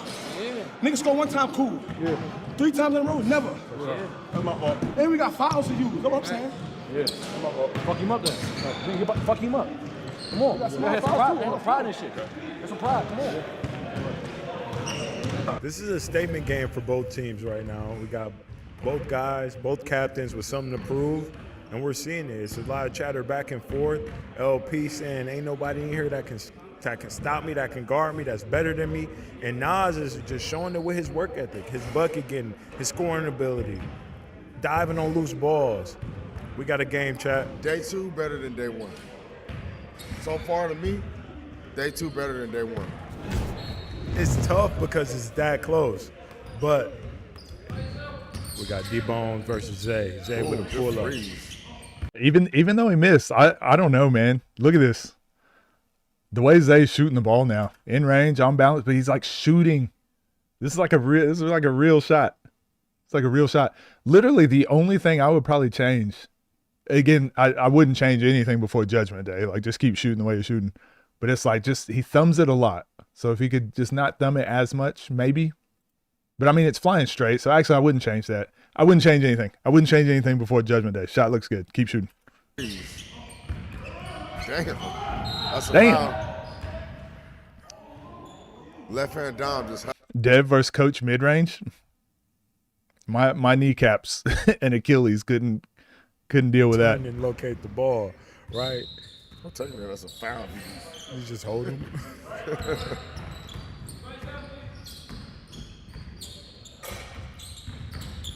Oh, so this is why. Yo, what up, Matt? How we doing? So this is why I always say, like, whatever it is, Nas has only shot really high percentage threes, right? He hasn't hit boom, boom, boom, step back shot.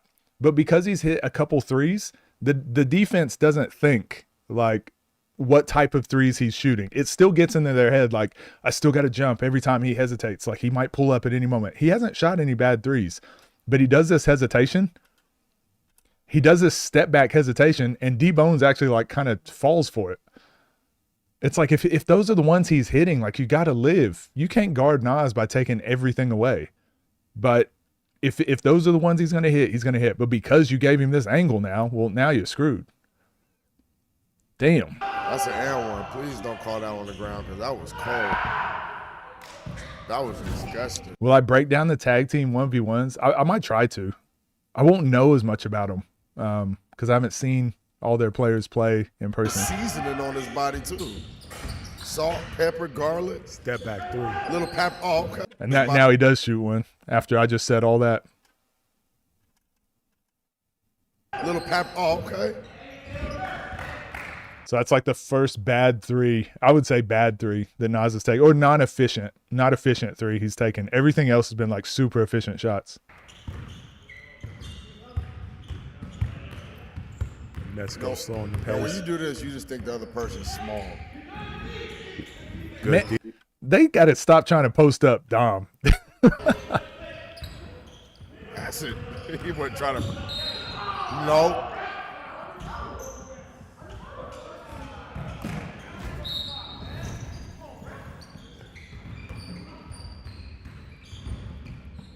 Nesco working from the high Bro, post. good left Bro, hand. God damn. What is Dom doing? Nesco working from the high Bro, post. good Left hand. hand. Dom went up high for the block. It looks like Team Nas is attacking D-Bone. I will say, it looks like D-Bones is bothering Zay just enough on his finishes. He's missed 2 layups now. Obviously, we know Zay can make those, but I think the height and athleticism, maybe it makes you double think a little bit, lowers the percentage just a tiny bit. All right. I know for me it always did. LP with the rock. I want to see him do something here. Stay we go. aggressive. Oh shit! Snatchback Oh catch it. shit! He had him.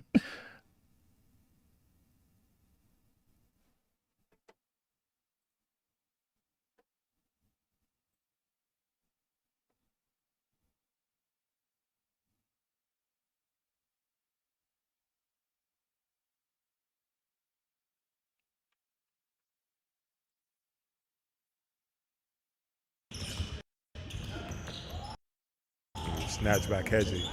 Crossed the hell out of him though. Out to Nesco.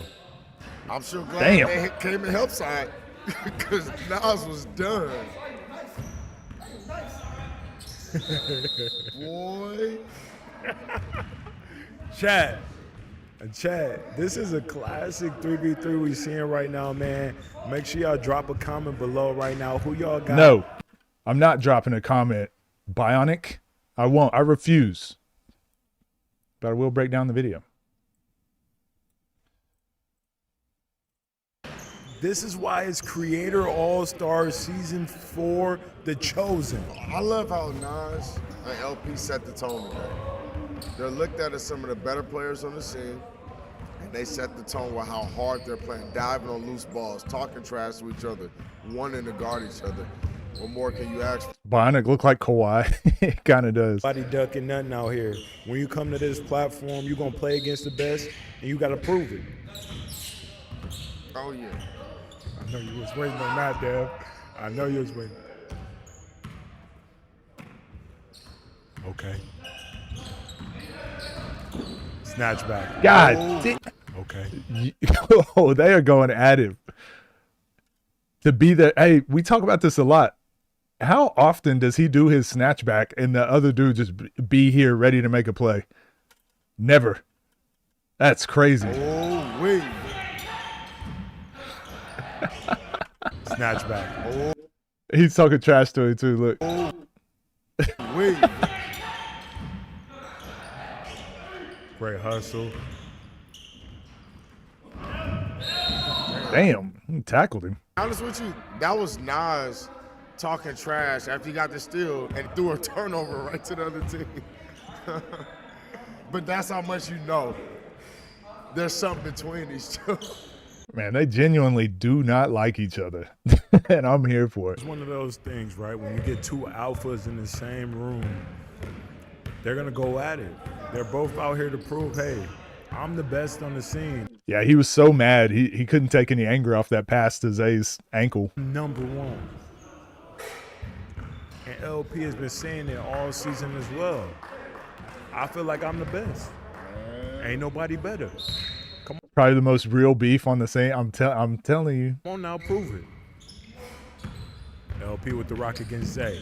D-Bones with the screen. Working against Nas. Loses the handle. Gets it back. Couple of tweens. Ooh, hesitation. Spin move. Hey, Gets Nas sitting down. He's here.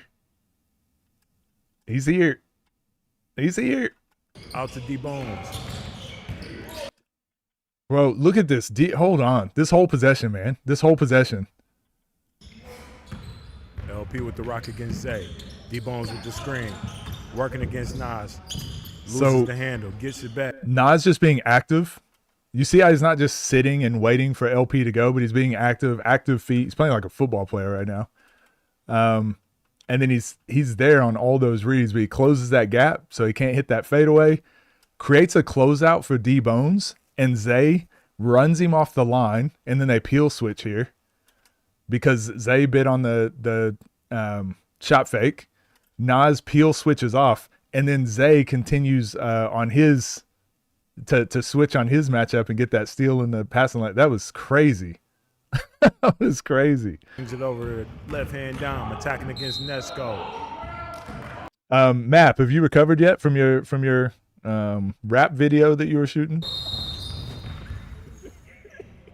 You just posted it, bro. Oh, IQ. You just posted it, bro. Damn. oh. IQ. Great backdoor cut by Dom. Great pass by Zay. Nas had to have played strong safety, probably. He was playing like a cornerback there, though, oddly enough. Nas with it. It's good defense by D-Bones. Unfortunately, no shot clock. So. Between the legs. Step back. Goodness gracious. Hey, that is great. This whole possession was good defense by D-Bones as well. Like being active, not giving him space to work. But because there's no shot clock, eventually, like you can't just keep doing that. You're going to get too tired. So he backs up. But Nas wants to go full speed left, anchor step back to the right, but he doesn't get to it. Good closeout. Still a decent look from Nas. He can make that, but that was great defense. See there. There's a lot of good defense happening in the last couple minutes. LP straight to He's the off. bottom. Oh, good hand. Poke away by Zay. Left Hit him hand up, Dom. down. He struggled from there in this game. That's the right shot.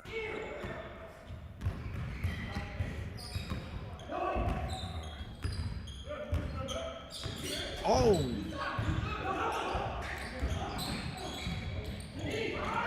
Again, Defense by I know he made that shot, but that is not a high percentage shot. Below the block, boom, pushes him over the block. Contest shooting with the right hand. Hits his arm. And I spoke to Keem about this too. Knowing what block you want to post up on, so whenever you fade, you're fading with it, like they can't hit your shooting arm. You want them hitting your offhand. Great He defense. does make it though. Credit to him. But D-Bone said he's too The small. contest was great, though, right? Yeah, I like him down there.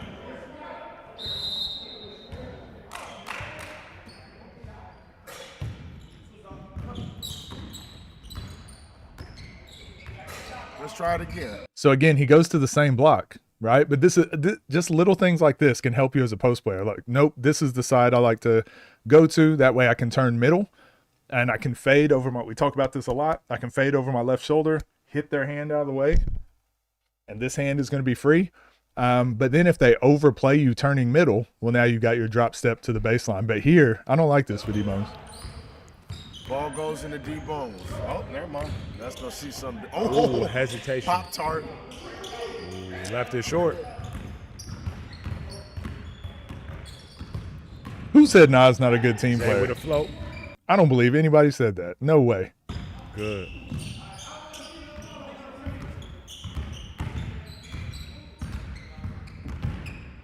That's a switch we want. This is what we need. LP with a step back. Hey, that was a good look though. But I'm telling you, so when you play against a defender, and you guys tell me if you've been in this situation before. When you play against a really good defender and you know, like, man, they might close this gap. They might get a steal. They might absorb this bump. They might, if in the back of your head, you know they might always make a play. Even when they don't make a play, it makes you rush your shot a little bit, or it makes you rush your move a little bit. I feel like that's what's happened here. Lamar made this move, and he actually gets open. Boom, boom. Creates a rob shot for himself. In range, on balance, open. But like the way he shot it, and he's kind of like wanting the contact, and he's like not confident with it. I'm like, yeah, that's just like Nas has played such good defense the whole time. Now you finally get a clean look, and you don't shoot it like you wanted to shoot it. You don't shoot it like the high percentage shot it is. You guys been there? Step back. Left it short. Say he's not top 5 in teams, but not good is crazy. What is Nesco doing? He's just trying to find his rhythm again, I think. If you're 6'8", not getting looks to play overseas, it's probably for a reason. Yeah, D-Bones probably wants to be more of like a guard scorer, but that's not what most teams or ISO guard score at that height. People aren't really looking for that. Let's go. Detroit won. LA looking like a win for Nas. Been there, hate it, yeah. Detroit was a win for Lamar. D-Bones on the attack against Zay. That's not going to work. Maybe this will. Oh, Zay with some great hands. 32-40.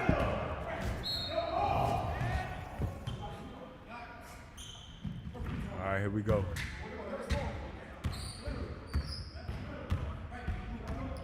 We got a little chatter right now.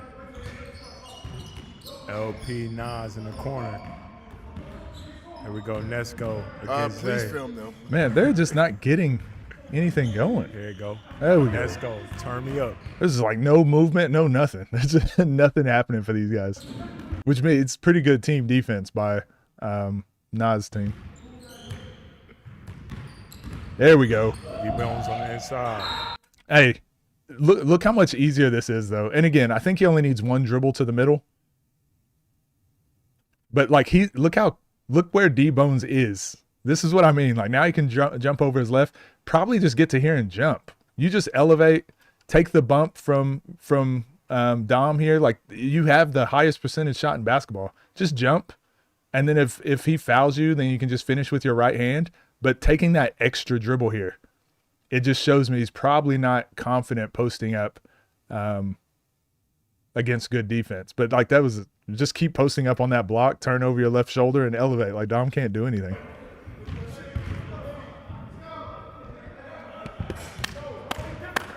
All the D-Bone slander. It's not slander. It's not slander. It's just his weakness is Dom in the post for some reason. And I just did that D-Bones video and Bruce, and I talked about how cold he is. D-Bone couldn't get it to go. We got a 5-point ball game. Do you think that Nas is about to attack Lamar right here? Oh, I like it because he don't just play the ego. Zay with a tray.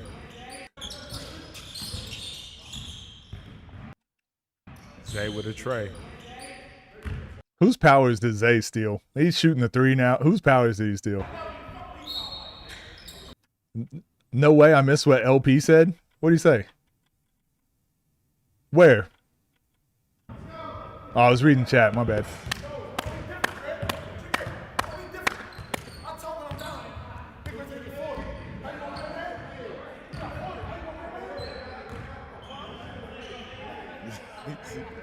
Oh, D-Bone couldn't get it to go. We got a 5-point ball game.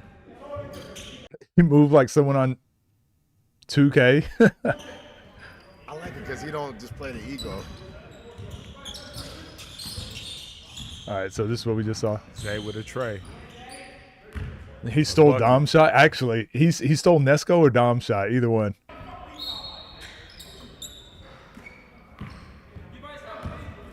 Yeah, LP taking this matchup personal. Great Oh, good defense. block. LP this matchup personal. I hate how LP blocks jump shots, man. It's just, I wish I had that ability. I'm so happy right now. This is amazing, chat. This is Disneyland for basketball right now. Hey, make sure y'all show this video some love, man. We need all the likes, all the comments, everything. All right, Nas versus Nesco. If the day ended right now, He's had a good shot since he lost to Rob. I would say when people back off and let him shoot, he's always had a good shot. But the difference is he's shooting off the dribble now, and he's shooting properly. He's not pushing the ball and hoping it goes in. He's shooting the ball. I feel like he's improved a ton. Could just be me and my bias, though. Season. LP still popping it. Nas at the line, shooting the free throw. That's bottoms. but this don't bother Nas though. Not one bit. Nas is focused on the dub right now. His team is up 9 points. Nas on the attack against Nesco, looking for the ISO. Sizing him up. Swings it over, left hand down. At him. Lost the step back. Nas with the offensive rebound. Over to Zay against LP. You gotta stop calling him Bagel. Couple of moves. Pull up. Couple of moves. I wonder if Zay's gonna be hitting this in the. That's how Zay used to shoot his threes. The way he just shot that jump shot. Also, look at that elevation. But that's how he used to shoot his threes too. Pull up.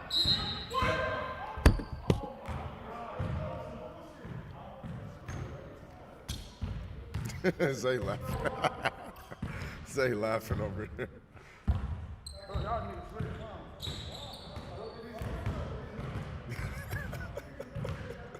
Oh.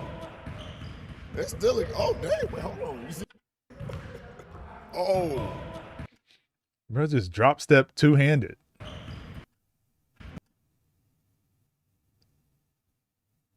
Are we what?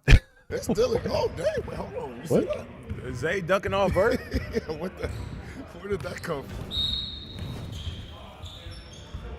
Oh, they're 40 points into this game, and he just drop step two-handed the ball. Okay. LP versus Nas on the right wing. A little bit of Yeah, Bull ISO. versus Rottweiler. I'm about to say, definitely a foul.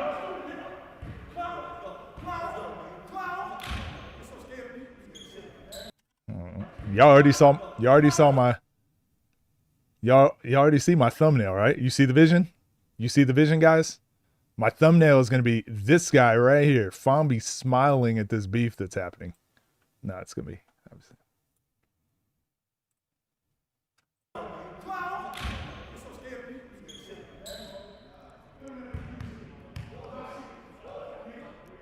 Hey, we got some chatter going on. How do you play that much basketball but don't have a fundamentally sound shot? I mean, people say that stuff all the time, but like Zay is so elite at what he does, getting to the basket, that he's probably only ever had to really do that. And so that's what he's focused on and worked on. And then whenever he plays against someone who tries to stop that, they just fully back off. And he can shoot the three, the high school three. I'm sure he can shoot 8 out of 10. He can probably shoot that 8 out of 10, 7 out of 10. So good enough to make people respect it. Probably this NBA three is where he's not in the NBA. So he's not really probably playing a lot from the NBA three. So his shot was probably always good enough at that high school three. It's the same thing that happened to me. Probably good enough here to make people respect you and make people guard you, or you just dominate getting to the basket. So now that this scene is becoming professional and more often we're playing from the NBA 3-point line, he's just had to adjust and keep working on it. So it happens all the time. LP left it short. I think Lamar don't care about this game. He just can't wait to check out with Nas. Nas just looking for every chance to beat Lamar he can. Step back. Left it Great long. deep again. Lamar doesn't let him get to his spots though. We always talk about the elbow, try to get inside the elbow, try to get inside the block. That's a long fadeaway, contested 2. Left it long. I can hear him hit him in the stomach right there.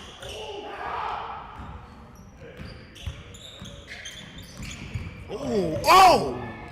Down, buddy. Dom's double step back messes him up so much, but he had him. Damn, he lost him.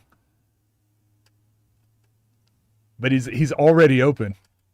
Right here. Like this should be his in-range, on balance, and open. But then he does another one, and LP is like almost gets to that. Right? So I always hate the double step back because it makes it feel like you should get more space, but actually it lets Lamar actually close that gap.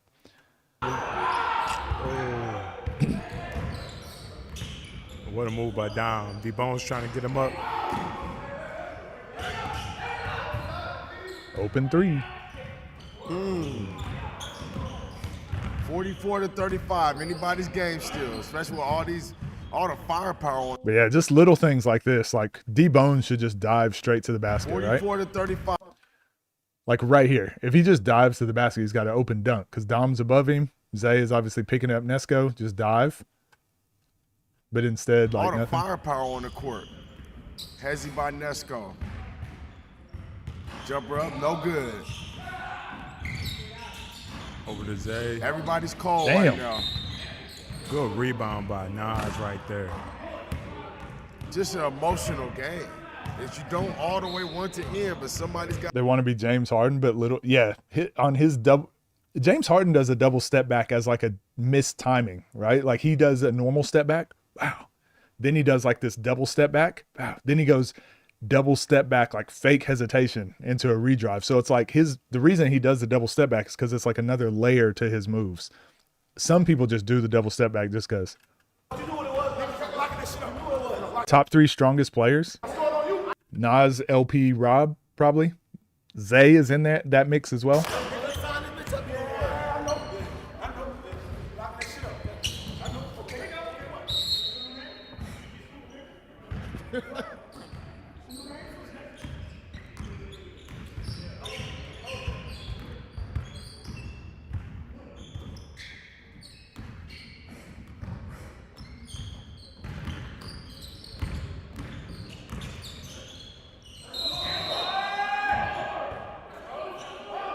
We've seen this matchup, and it all. Zay be acting like he don't talk trash. He talk more trash than anybody. He's a tough guard Damn. for anybody too.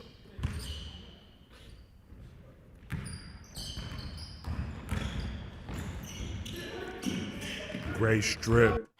Huh?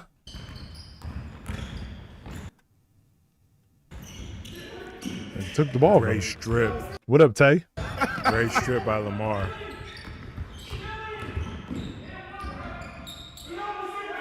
Good finish.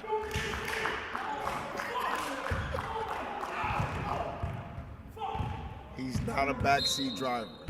Never will be.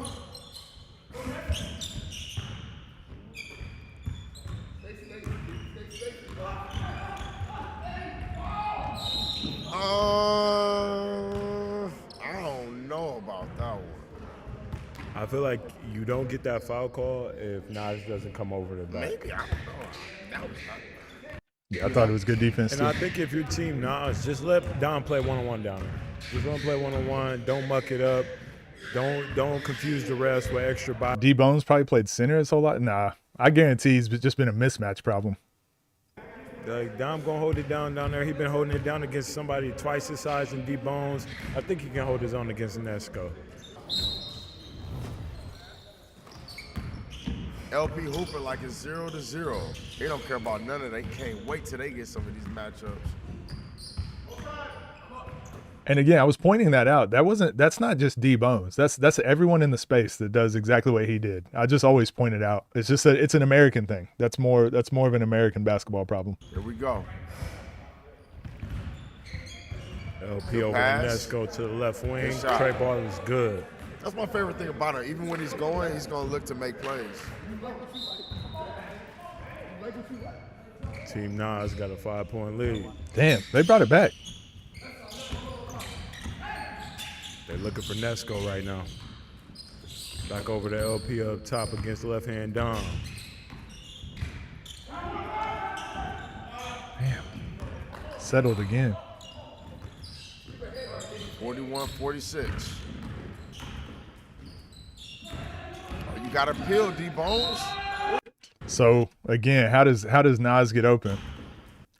Because he's been shooting these catch and shoot threes, these high percentage threes. So Nesco closes out high, so he doesn't shoot the three. So now he gets a direct line drive to the basket. You got to peel, D Bones.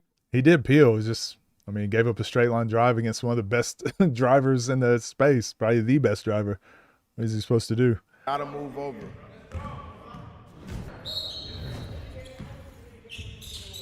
Yeah, Bijan has been off pretty much the whole game, hasn't he? Were they just going to play a half, I guess? Zay up top. Might have found something he likes. Goes to the basket. D Bones got something to say about it.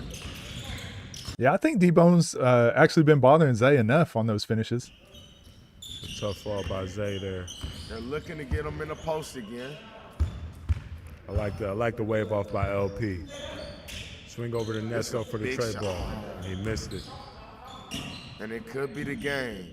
It's, man, I'm telling you, not like Nas is just an elite player. So when you guys are like, who could play at high levels or who could play over, well, obviously Nas. The last time he shot faked and Nesco over closed out, now it's just a chess match, right? It's a 50-50 as we talk about with like fighting game terms.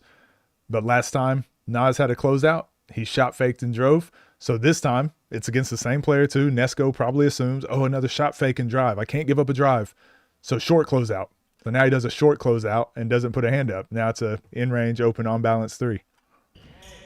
Ball game. Damn. Ball game. And yet again. And yet again. And still. Fuck ran for him, nigga. Fuck ran for him. Fuck you, though. All that pussy ass shit, nigga.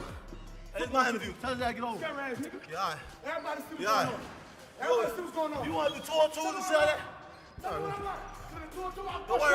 Don't worry. I'll bust your ass. My AI coming now, You nigga. bust my ass. Hold on. Nigga, I'm the biggest in the world. I'm the biggest in the world. I'm the biggest in the world. Hold on, maybe a different thumbnail. I gotta have Bionic. Look at Bionic. Oh shoot. Oh my gosh.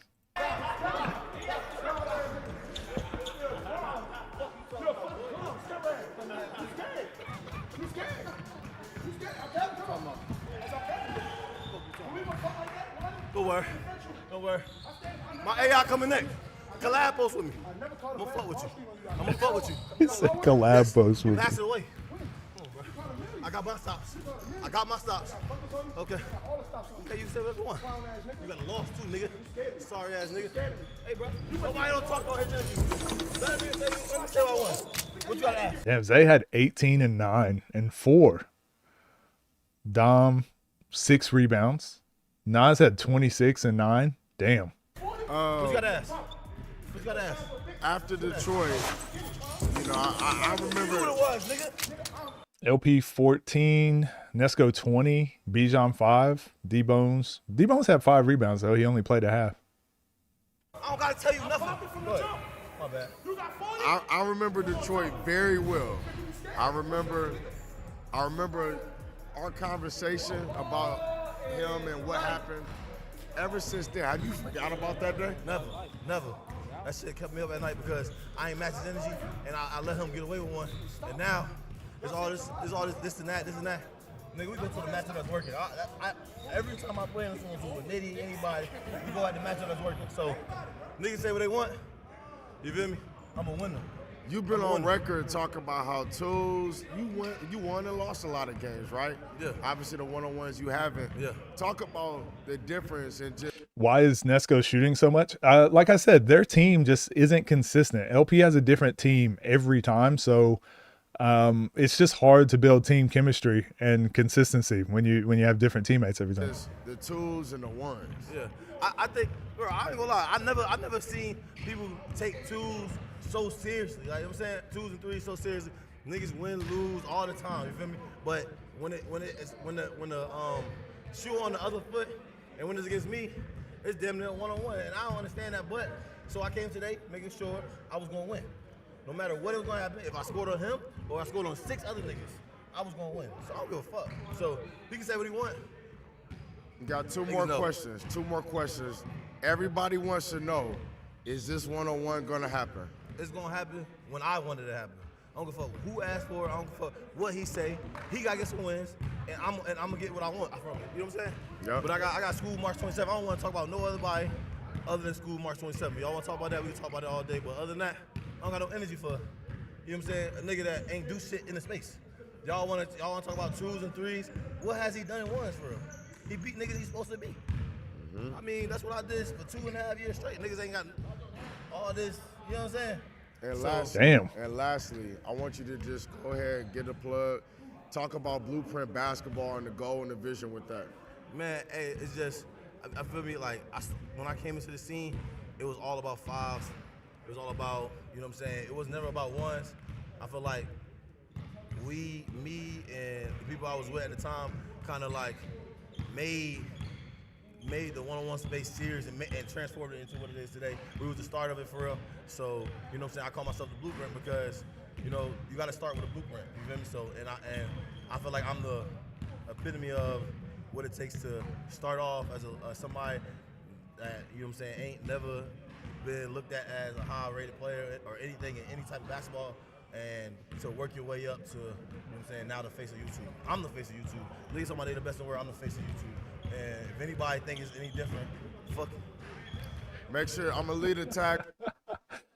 That was a great game. I'm glad I waited to watch that so I could watch that with you guys on stream. That was a great game. I really enjoyed it. Again, I hope there was like a lot of teaching and stuff we got out of that. This was an hour and 11 minutes, this video.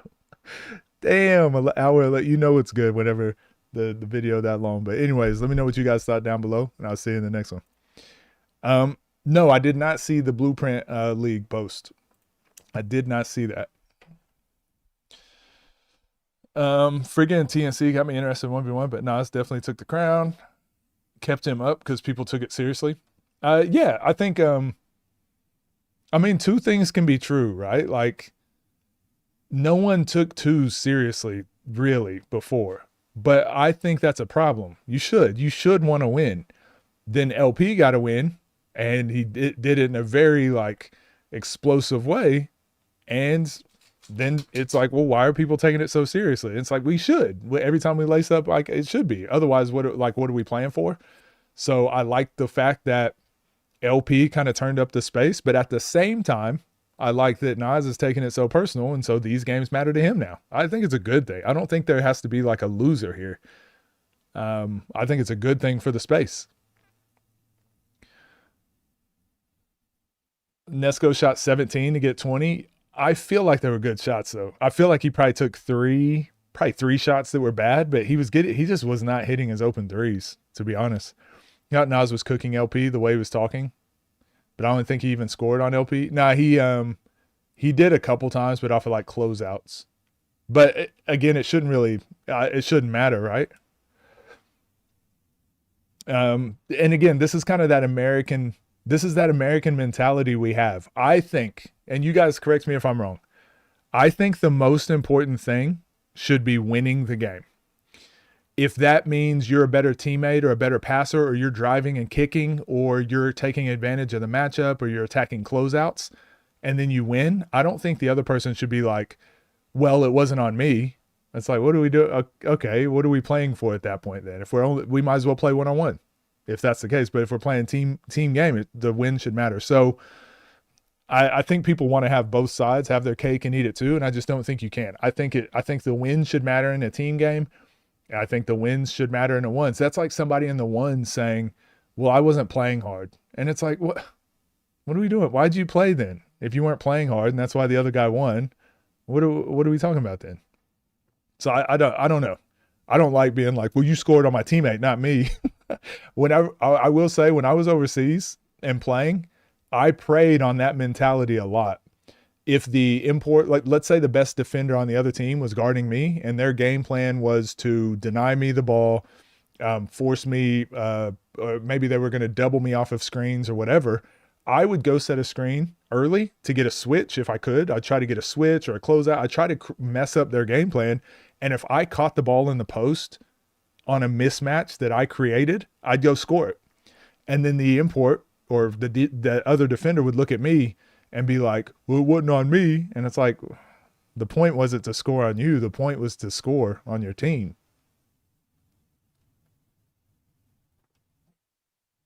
And also you look at LP, he was trying to prove a point. He was trying to score on Nas and he couldn't.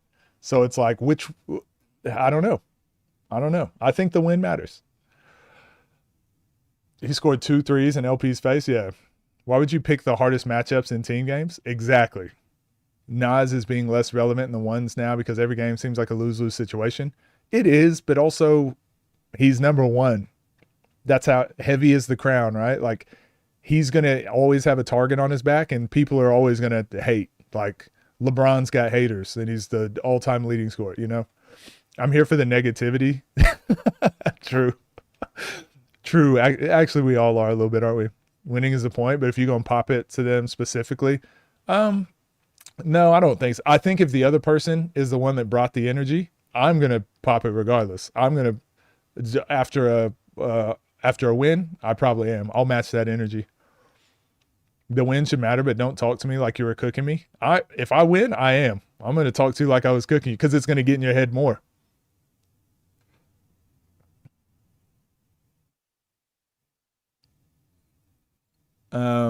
We like the 1v1 matchups in every setting. I don't care how well teams play together. And that's fair. Hey, that's fair.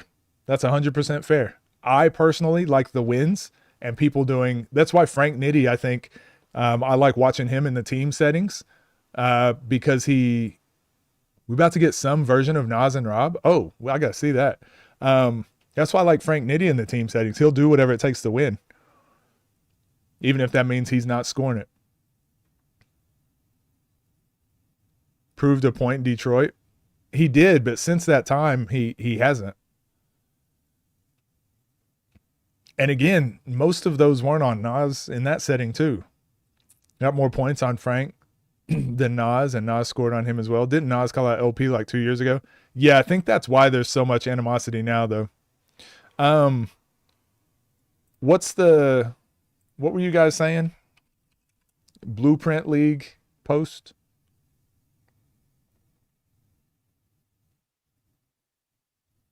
Not Hoop Dreams official.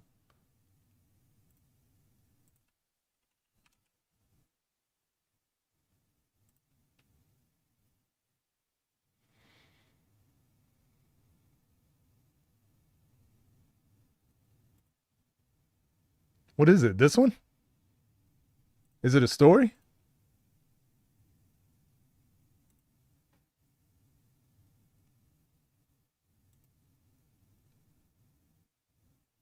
What'd I miss? What's the post?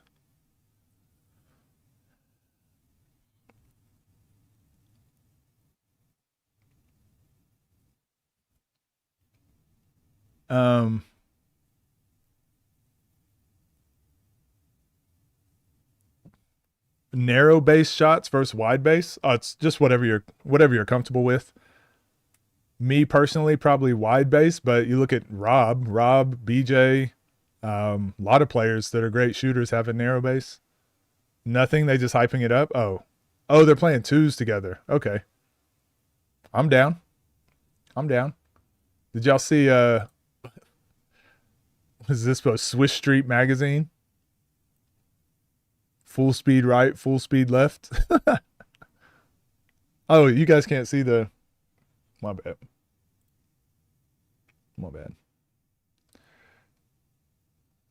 Top 10 in the 1v1 scene. Oh, it was this video. We'll like that.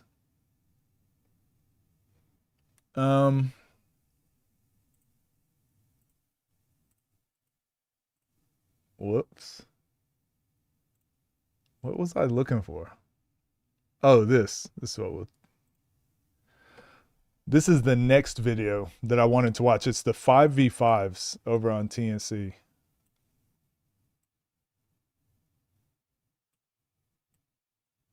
Here we go.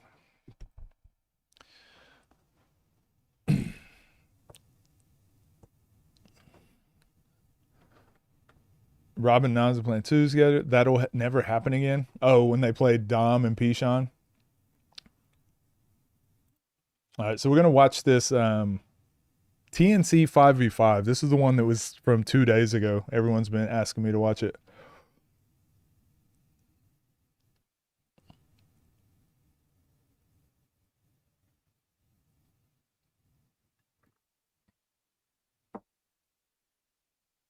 This one had some good hoops. Game was mid. Cam crashed out.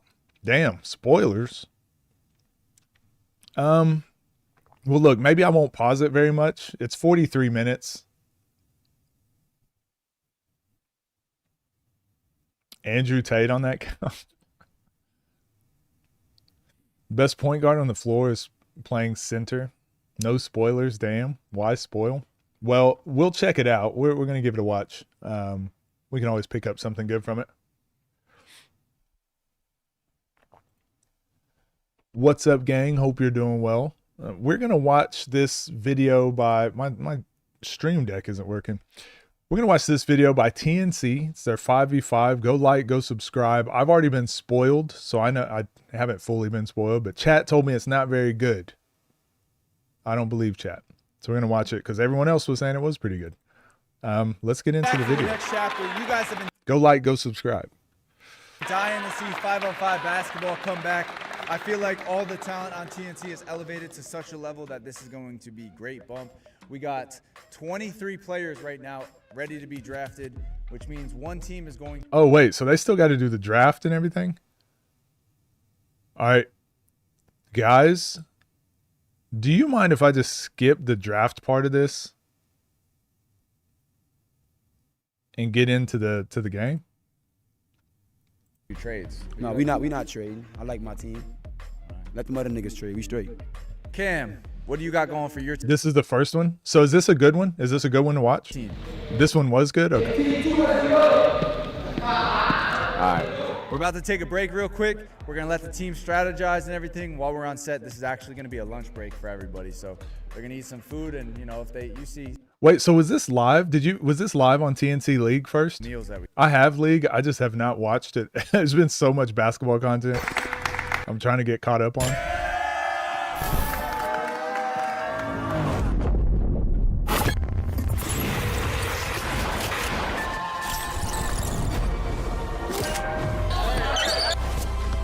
Welcome back to the next chapter, Chapter 2, Season 3.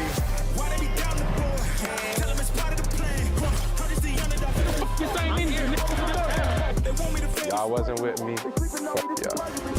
Damn. I'm here to make a statement. TNC, man. We here, man. Stop playing. A lot of hostility. I feel like TNC 03. Actually, I've already watched this intro, haven't I? Wake up, everybody up. I'm always with everybody. Oh, nah, hold on. Yeah, I feel like I've seen this intro already. Yeah.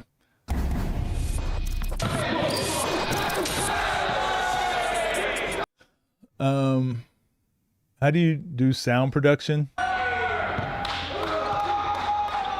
you're talking about the ball is life one. Y'all already know what's going on. Welcome back to the next chapter. Right now we have a 5v5 portion. We haven't had this in a while on TNC. And now we I still haven't got my sweater. have Team Lat versus Team, I believe, Cam. Let's lock in and see what's going on, man. You guys are going to see the teams right now once they get started offensively and defensively. I'm with the ABC crew. Fellas, how we feeling? Ready to watch some 5's. Here we go. It's been a little minute, man. All right. It's going to be a 5v5 to 50, ladies. So they did the thing where they're just all wearing whatever shirt they feel like wearing. And gentlemen, Can't go lights and darks. so make sure you lock in, buckle your seatbelts, and get your popcorn.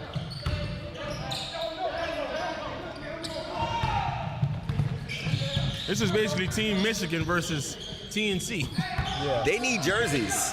Because it's black on black out there. And white on white. Here we go. 2 turnovers start the game. I'm going to try not to stop it because this is 40 minutes long.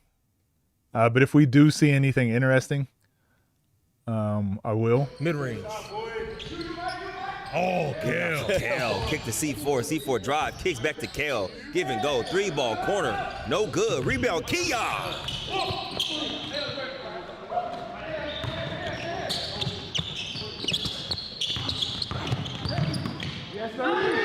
Hit by Cam. Rebound. Go C4. Fast C4. pace to start this one. Dang. Three Quick ball. jumpers. No good. This is going to be up and down the whole game, back and forth. Quick shots. It's Okay, D. it's all just one-on-one. I'd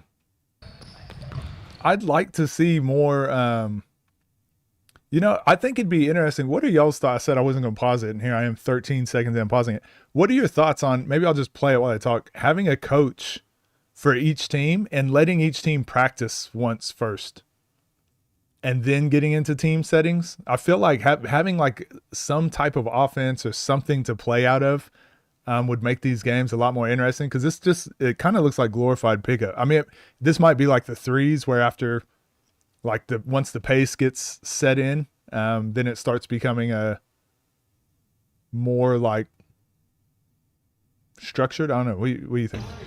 Actually. Yeah, nothing right now. Oh, float. And I don't mean like a real coach. I just mean someone that's on the sideline or someone that can put in something for everyone. Say, hey, we're going to play out of horns. We're going to play out of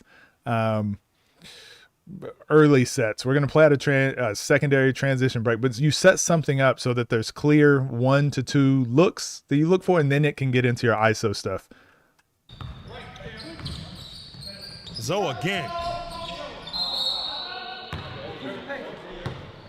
This is the worst 5's game? Really?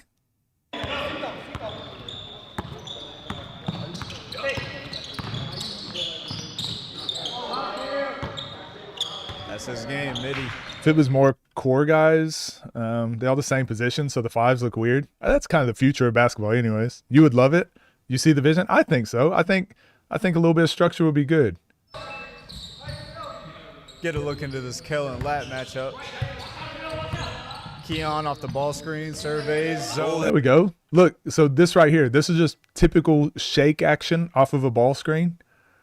But you get a ball screen, which is good. We get downhill. We get the corner lift. And the reason this is good, and this is why I would love to have a little practice, like that should just be a pocket pass to, who is this? Is that Jordan? This should be just a pocket pass to Jordan or a kick to the 3. Because Cam is guarding 2 players right now. So this was a good action. But then,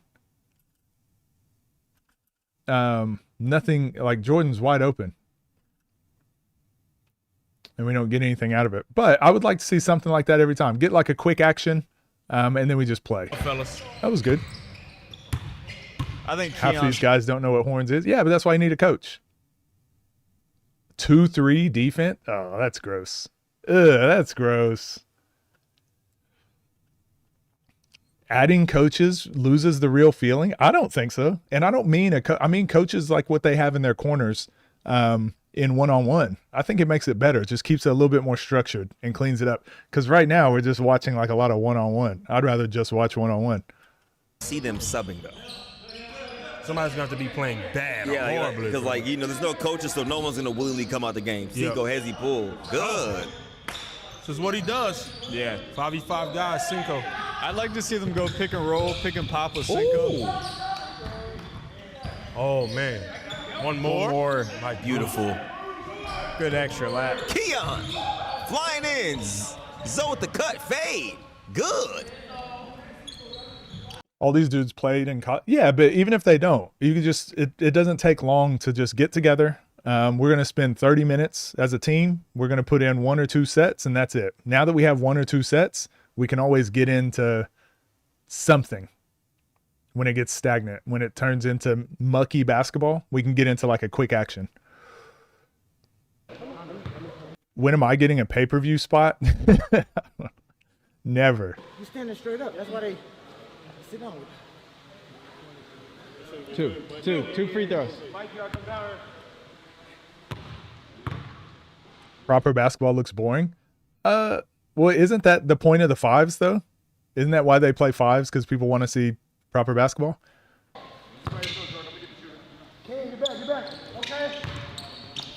Pace and space and play out of a drive and kicks with no coach and it will still look good. You can, but can they? Like, is it going to happen? We'll see. Yeah. So you guys are when I say coach, all right, you guys are doing the thing again. You're doing the thing where I say a thing, and instead of thinking like, oh, Coach Midrange has probably thought about this and he's probably meaning it like in a good way, in the most charitable way, you guys are taking the most uncharitable interpretation. Adding a coach is going to be the worst because the coach is not going to let the bigs dribble up the court and then he's going to force them into. No. When I say coach, I just mean a person that can help them organize. Sel already said it, where he's like, man, they're not going to sub themselves out because they're not going to willingly sub themselves out. So I've played enough basketball where I've seen, like, when you play 5-on-5, there's some of these problems that happen, and some of those problems can be fixed by just having a person like kind of organized. So, hey, we're going to run a couple sets just so whenever it gets out of hand, we can control the pace. Everyone's getting touches, everyone's getting to play because we can all hoop. I think it makes for a better. Product. I'm getting rage baited. I guess so. I took the bait. Oh, Smokey. Let's go C4. Best one on the court. Oklahoma represent. Favorite 5-on-5 play? I mean, just like conceptual motion offense. Backcourt or a foul there. Yeah, Zoe's going to get to that midi. Zoe's going to get to that midi. C4 full steam. Zoe's pushing. Gets Keon on the left wing there.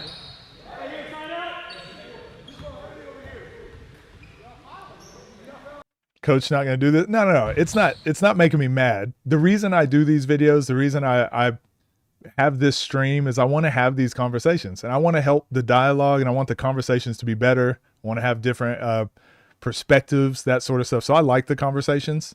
It's not going to make me feel a type of way. Oh, damn. Good dump. Yeah, elite. Might have found my thumbnail, guys. Might have found my thumbnail.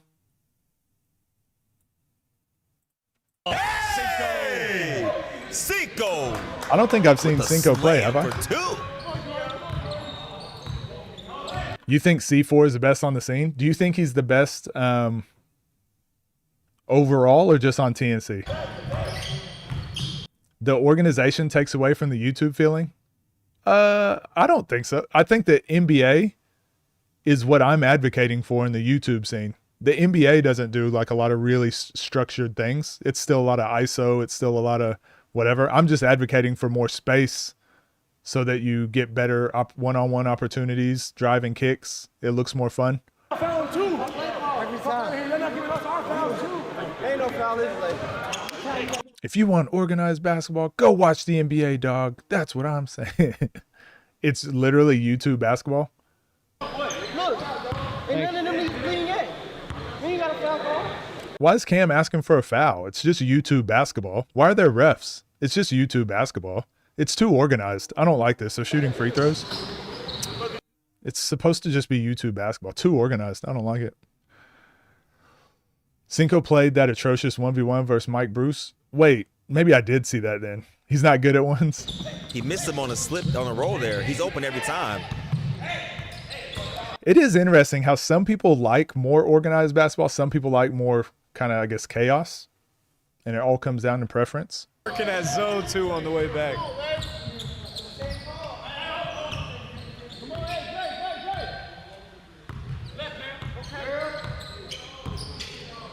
Good Nice pick and roll. pass. No help side from C. I thought he was about to dunk that. But yeah, like this is good basketball to me. You get to see. Good Nice pick and roll. pass. No You get to see. help side from Yeah, I like that. That's fun to watch. And not every play, but every once in a while. C.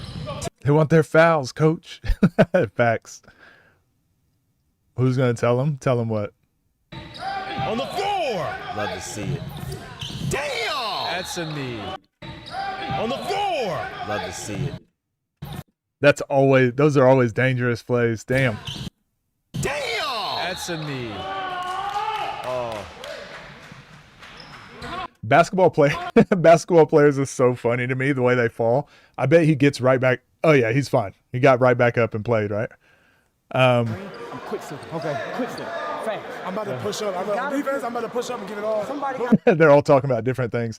Do you guys see LeBron fall the other day when he got touched, paused by Jokic? I think Jokic contested, and like his jersey brushed LeBron's jersey, and LeBron fell, and he's like, he's holding his right hand, his right elbow, and then they take a photo of him later, and he's holding his left elbow on the bench. He's like, Basketball players be doing the most when they fall.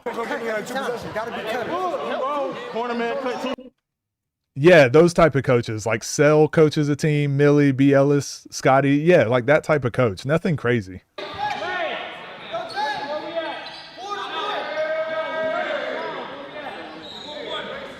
Keller let get into a tugging match over there. Okay, and it's back to the... The coaches were some of the best. I agree. I liked it. You had the shirt first. I'm pushing you, bro. I ain't grabbing. It's turn.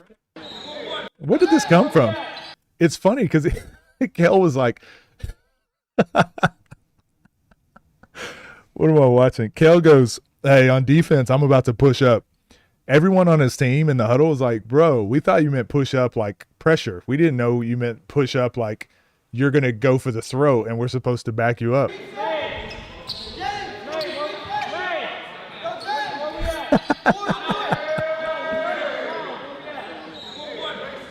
Keller let get into a tugging match over there. Okay, and it's back to the... It's turning up. There it is. It's a wrestling match. You had the shirt first. I'm pushing you, bro. I ain't grabbing you. It's cool. Damn, got the shirt all stretched out. I'm not grabbing you. I'm good. I'm doing this. Wow, y'all soft as hell. Everybody clap. Oh, no ball. Oh, man. C4 sitting down.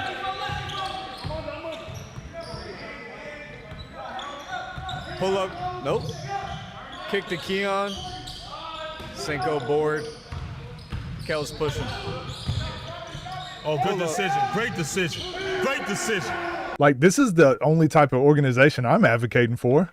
Big man got the rebound, passes to a guard, and they get out to their spots. Yeah, to run the lanes. That's all I'm advocating for. Let's get more of this. Now we get to see players shine. One-on-one, pull up and trans. Decision. It's sidelined him for the next game. Oh, Kel's coming back the other way.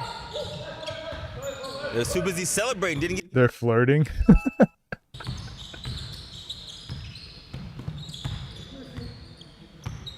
Pick and roll. Switch.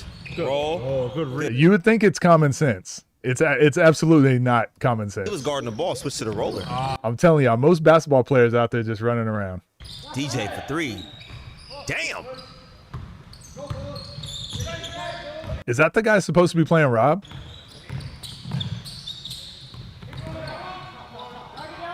Big shot for Kel here. 2 for $1. No good. C4 interception. 19-14 ball game here. Got some subs No. coming in. Who did Sell say that Rob was going to play? Breather. Kel's getting a breather. Ron hasn't gotten in yet for the squad. I don't know if he's not playing. They asked if he want to check in. He's like, "You good?" I don't know if he wants to check in right now.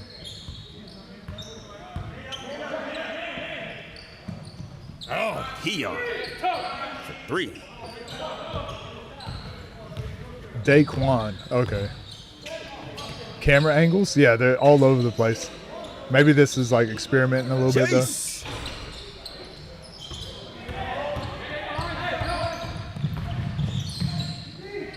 Oh, Latin Davis getting to the Baja.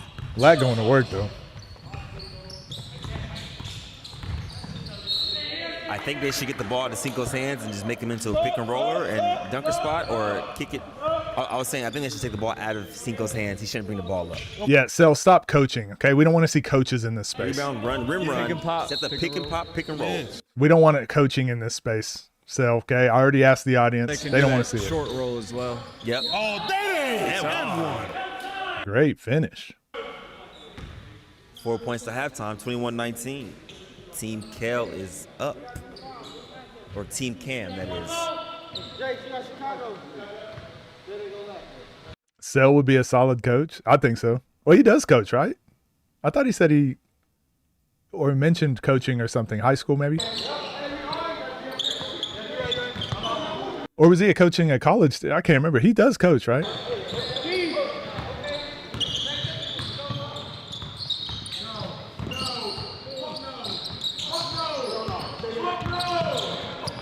Just watched Catino Mobley on the Tony Allen podcast, and he talks about how they just hoops, no strategy. Yeah, and never won anything.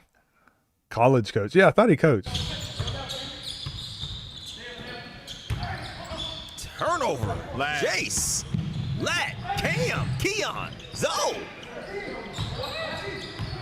Back to Lat.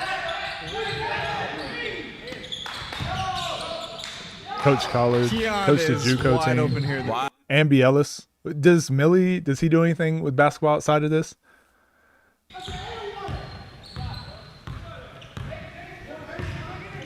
I know Biela's coach. 23-22. High school. Team Lat up.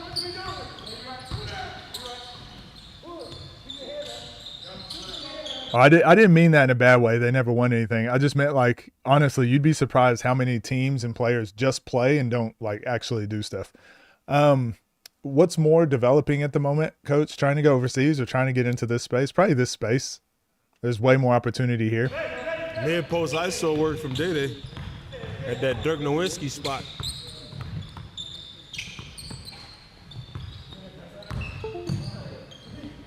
Oh.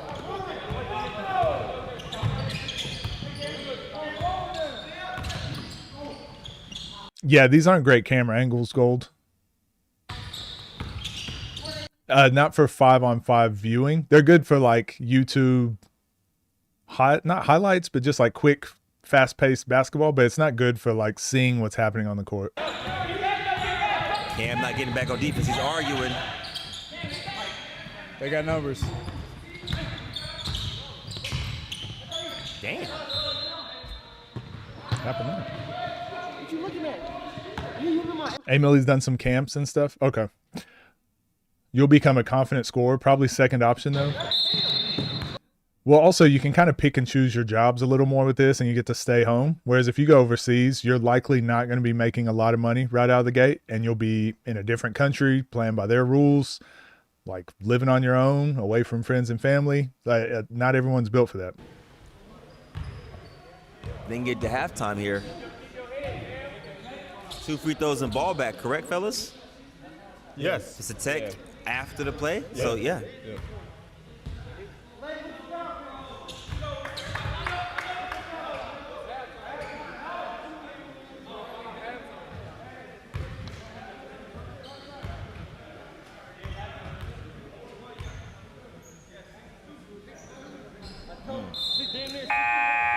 Team Cam come up with the ball to start the second half. It's a 25-24 ball game. Yep. See you guys after the half.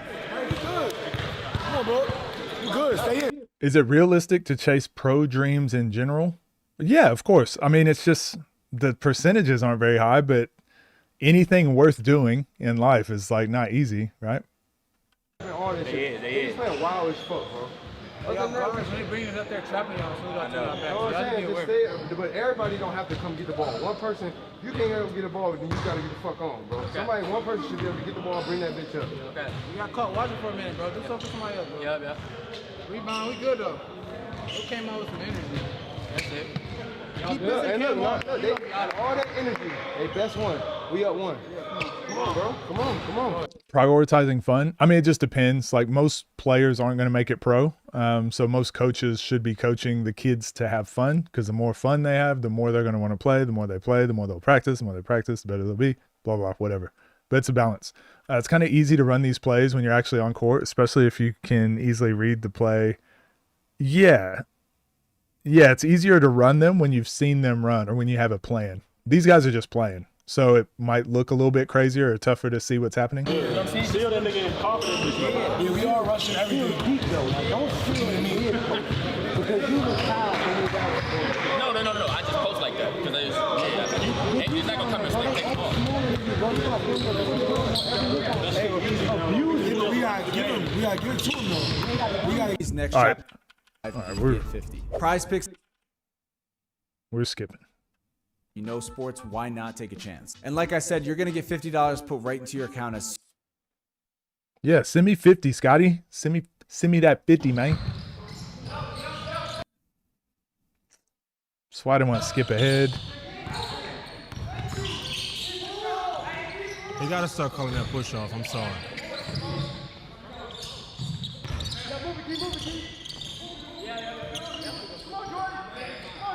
There we go. Get a little pick and roll.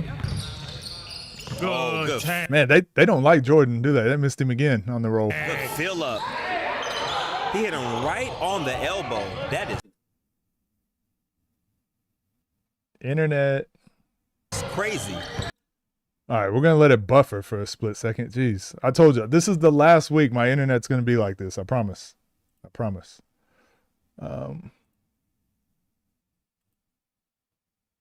Maybe if we just do...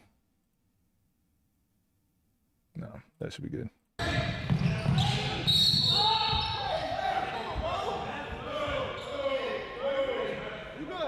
good, bro. Touch no ball. That free throw. Sorry, Adam pulled back. Pull back.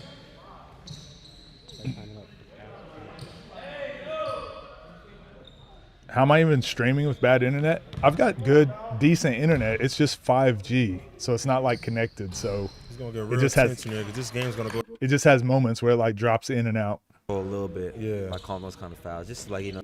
Finally a 5v5. Well, it's not really a breakdown. I'm kind of just, I probably won't do, I don't know. You guys let me know if you like me just watching these, but there's not a ton to break down. The camera angle probably isn't great for that either. And there's not really plays. They're just hooping. So I did at least want to see one with you guys on stream though.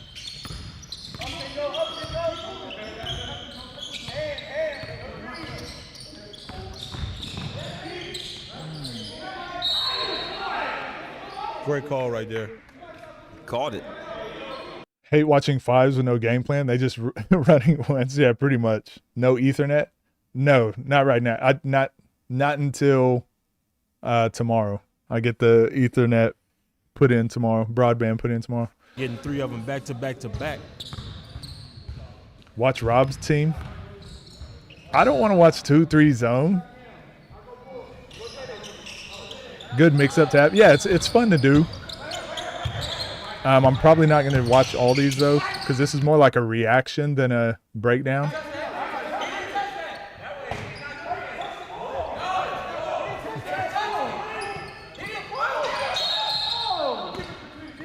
It's going down.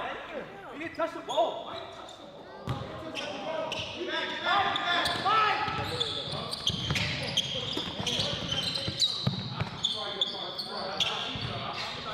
This is like those NBA player open runs. Yeah, except no shot clock.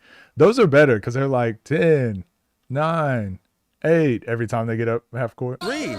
No good. That's the team game to break down. All right, whatever. I'll do it. What a kick there from Lat.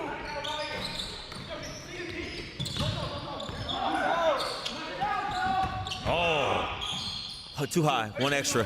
One more. Two more. Oh, good basketball. Keon. Good basketball. What's the score to? Is it 50? I love, this is obvious, but I love Keon's games for 5's. It's seamless. Yeah. Oh, hit him. Right back. So we can talk about, if y'all want me to break, this is why I'm not going to break it down, because it would be a lot of this. So Day Day does a great job with this pick and roll, draws help side, kicks it out to Boog. He's actually, remember we were just talking about earlier, like catch and shoot. That's what Nas was doing. Catch and shoot. Shoot your open shots. And he's a really good shooter. But instead decides to go one-on-one, get into this shot, and it's like, oh, shoot, good defense. So now passes. But even though all that broke down and that happened, he's still had a wide open layup here. And Cinco just doesn't pass it back to him. And decides to go one-on-one and do this shit. Good shot. 5's, huh? Oh, yeah. He's built. It's to 50? Okay. Especially right here. He's No, I didn't watch that tag team 1v1.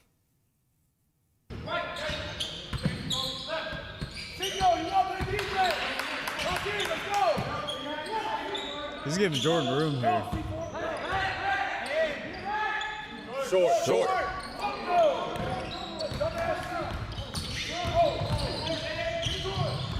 Damn. Me and Sel said that at the same time.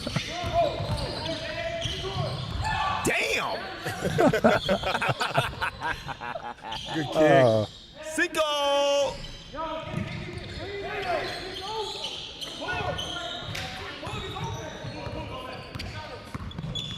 Oh, that's your time to go. This is what I mean, though. This is your time to go. I always say to kids whenever I'm coaching them, well, I guess anyone, but definitely kids, because they need this reinforcement. It's like one-on-one, get it done. Right? You've got transition break, and everyone always asks, like, what do you look for as a score? What do you look at? He's hugged up here. There's no help side, really. Like, there's no help defender guarding the basket. Look how much space there is between these two, like this space and this space. Look how much space there is to get into the lane. And this is why I'm always talking about elbows and blocks. Like these are the angles you have to play in.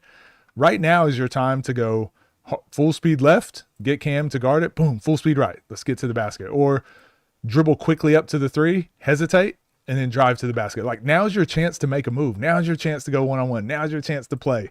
And instead, all right, back it out. And now look at those gaps. Even though like the defense isn't great, he should probably be in this gap closer, but this gap is a lot closer. Now the help side is here. It's like now you've missed your opportunity to go one-on-one. Now it's going to be a little bit more. Yeah, now we're driving into like defense and stuff. Anyways, that's what I'm trying to avoid, is breaking all that stuff down. My bad. No basket. Yeah, that's an illegal sub. He literally walked off the court and checked in and caught a catch and shoot three. Wow. That is illegal on every level. Sub. He just subbed on during the game. He started catch and shoot. That's what I'm saying. That's hockey. He was walking by. Hey, I was like, why was he so open? Everything they do wrong and still a bucket. That's what I'm saying. They're just ultra talented players. Not just ultra, but I'm saying they're so talented that it's like, yeah, we can play bad basketball and still get buckets. Good job by later. Yeah, good job by later. It slid by everybody else in the gym. Everybody. Technical foul, illegal sub. No, he was laying down, and then Mike walked this way, and all of a sudden I see DJ who was laying down shooting a three.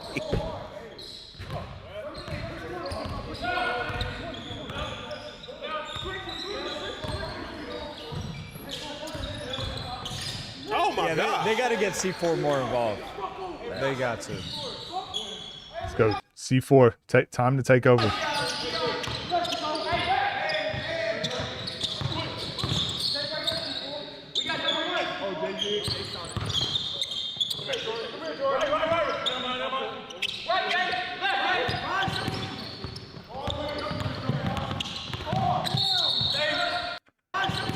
Damn, he just snatched that.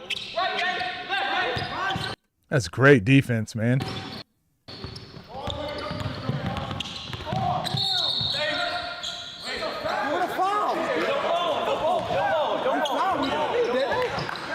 I'm trying to cut you off your back tap. No, you lost the ball. He did foul him though. In a game, that's a in FIBA, that's a take foul. So that'd be 2 free throws in the ball back because he didn't make a basketball play. That's crazy.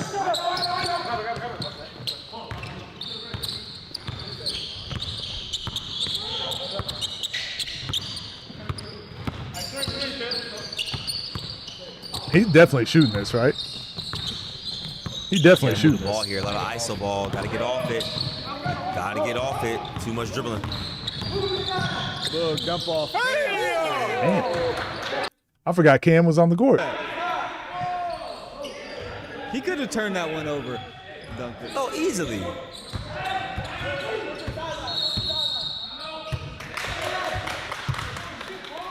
.33-30 ball game going into the timeout.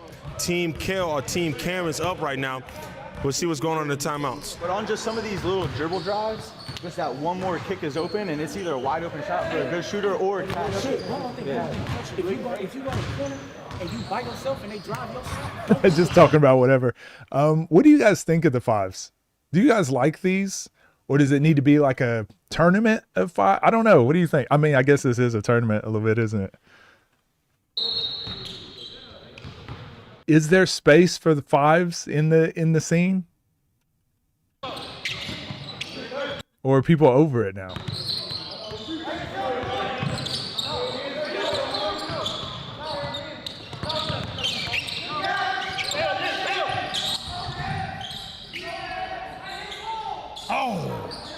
Lad Davis gets a pull up out of the timeout. 1.25 speed. Is in. I usually watch stuff at 1.5 speed, to be honest.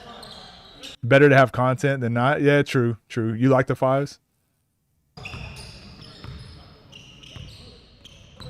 3s are better.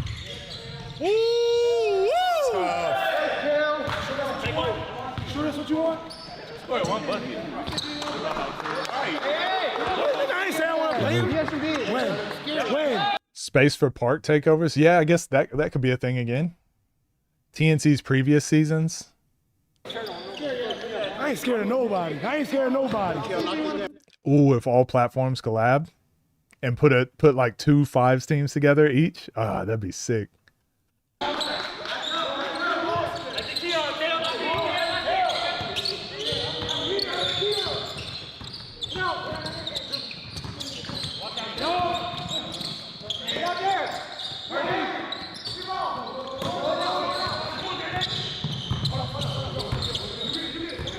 A little bit of a dry spell and the ball stoppages going on that Michigan side.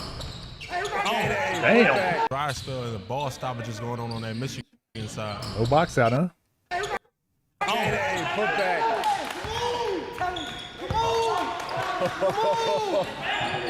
They're talking a little trash now. Yeah, I'm pushing. Slowing it down. A 4-point line? Yo, what up, Rio? Toe drives kick. No, I like the 5s. I just, I'm trying to see how I feel about why they're not as exciting to me as the 3s at the moment. So I'm trying to decide what tweaks would need to happen for me to be like, oh, I'm very excited about this 5s game. And then I'm trying to decide if I'd be excited. But I do think platform 5s would be dope. If each platform had like 2 teams they put together or 1. And they played against the other platforms, I think that'd be sick. Yeah, maybe 1 team. You get to put 12 players together, and you get 1 team per platform, and they play each other maybe once. They play each other like once every other month or something. So about 6 games a year. That'd be sick.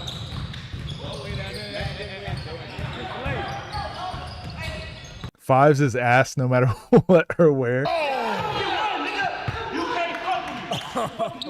That's cute. Nigga called a foul. Shut your ass up, nigga. What are you talking about? All guards playing 5s. Weak as hell. Maybe, but it's also just I hate this makes me sound so pretentious. It's just really bad basketball. It's just it's 10 talented players on the court just playing very low-level basketball. High-level players playing low-level basketball. There we go. Does that make sense? That's how I feel about it.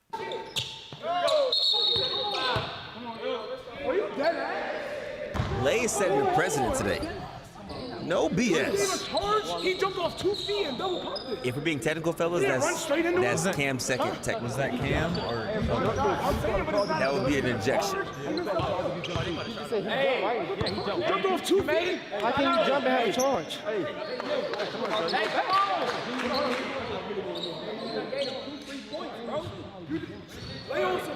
We done gave it to no, right here. We done gave it to 2 points. Whoa. Yeah, these camera angles also give me a headache. That's like if I moved y'all. I think it needs like a little bit above. Maybe that's what they're testing the drone for. But just that little bit above to be able to see everything. Even this is a little better. Just behind the play, you can see more of the court. Oh, way to snake the screen. Oh. C4 pushing. Way to keep it high there in the finish. 40-38. Mid-range pro-am featuring all platforms. Yeah, I should, huh? Oh, takes the lead. Yeah. 41-40. Team Keon. Or Team Lat. Oh! Or Team Look at Lat. how straight of a line. This is why I always talk about straight line drives too. The gap defender came all the way over, and C4 still got to the basket. That's just a great finish. C4. 2 for the additional +1 opportunity.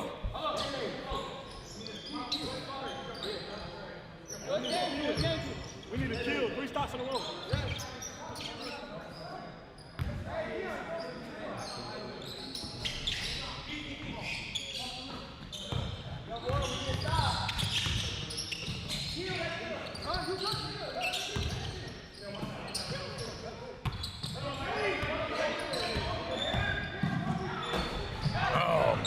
Good finish.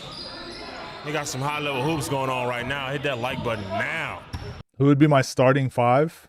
You mean I can pick players from every platform?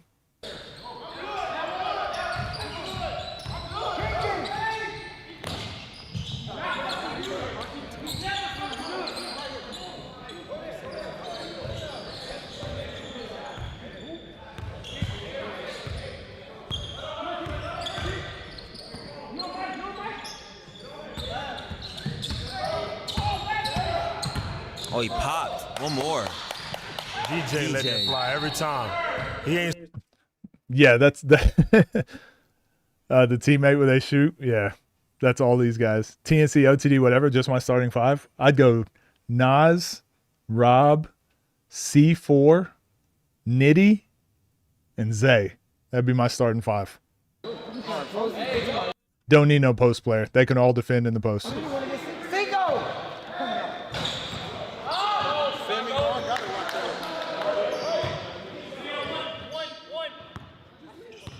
Now I have Bruce, Moon,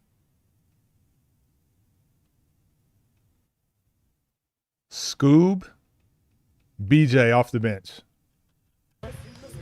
One stop, and we gonna get a good one right here. You feel me? Just stop going. One play at a time, bro. Hey. What I'm trying to let y'all know, I will come set a ghost screen. Nitty at the 5. No, I have that team because they can all guard every position. They can defend every position. Yeah, open 3. All right, hold on. Let's pick on somebody. If Boog is in the game. And that's another place defense. They said his name and then the camera zooms in on him. Cause dude ain't in the game. Yeah, Boog is in the game. What's that in the game? They go with the bird. Get to the line and do something, post him up something, bro. We picking on Yeah, pick on Boog. That's cool. On offense, we gotta make the right play. Yeah. Oh, forgot about Tay.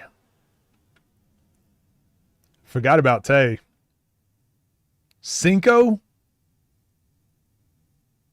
Damn, and LP. I missed LP as well. Damn. Yeah, we need these type of teams. DHO with Cam. My bad. Too many players. Forgot about LP. Oh, he's just, oh my gosh. Nah, I can't have LP and Nas on the same team, actually. Nah, that's fair. I can't have them both. Matchup problem for a lot of people. I think they should just spread the floor down the stretch here and just let them close the game out in the ISO. Team Lat needs DJ. I haven't seen Body Bag yet. Great job by Day Day coming over. DJ's over dribbling too much. Ooh, he's been doing it all game.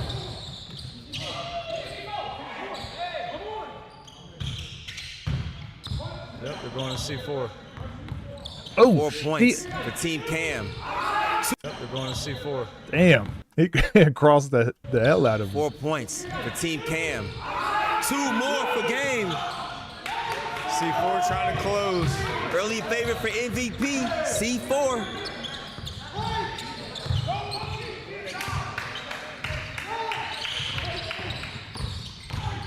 Keon kick corner. great drive. For Mike Great Bruce. shot.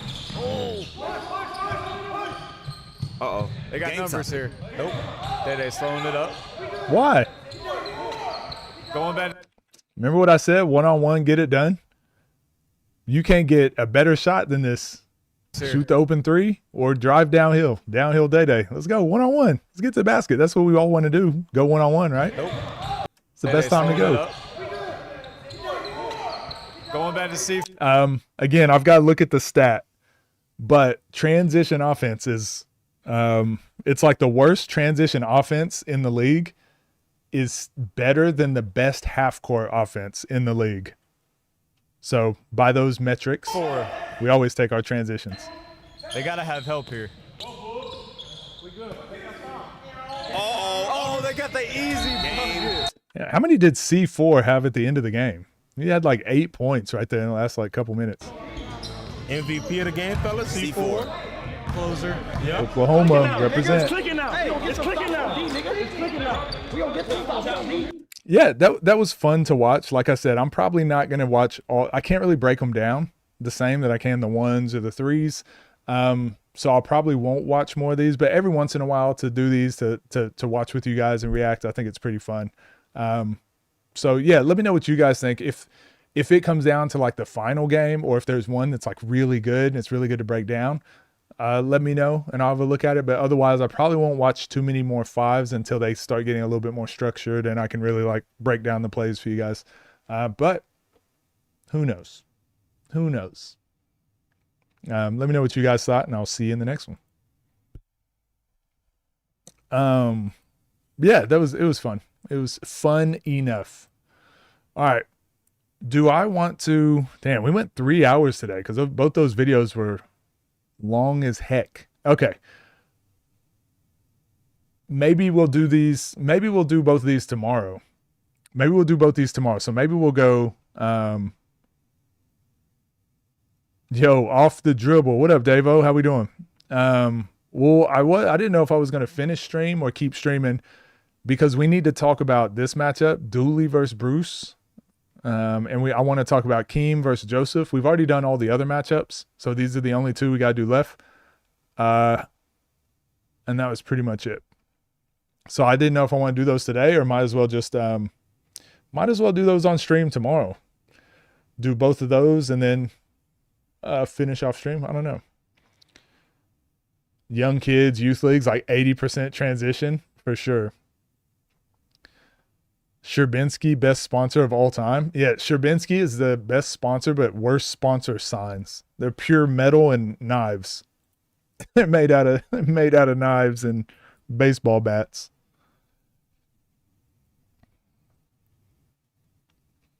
Up to me. Davo, what's the word? What news? Davo, what news do you got for us today? What news can you share for the chat today? What you got? Yeah, tomorrow. Actually, you know what? That's the plan. Tomorrow, I'm going to talk about these two. Talk about these two matchups, and then anything else you guys suggest, I will do. So tomorrow, I'm going to try not to do a breakdown because we've done so many breakdowns over the past few days. I'm going to try not to do any breakdowns, and we'll try to get more original content out tomorrow. So we'll do these games.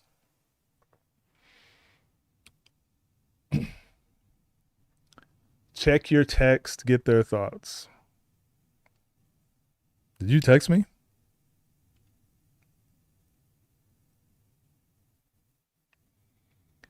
Everyone been wondering, is there another game? Shout out Davo. OTD really the best platform? Oh yeah. Is that up on? Okay, we can talk about that.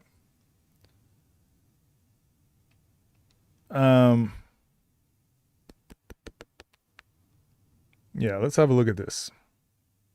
All right, chat. Davo's got something for you guys. Let's have a combo. Let's have a combo.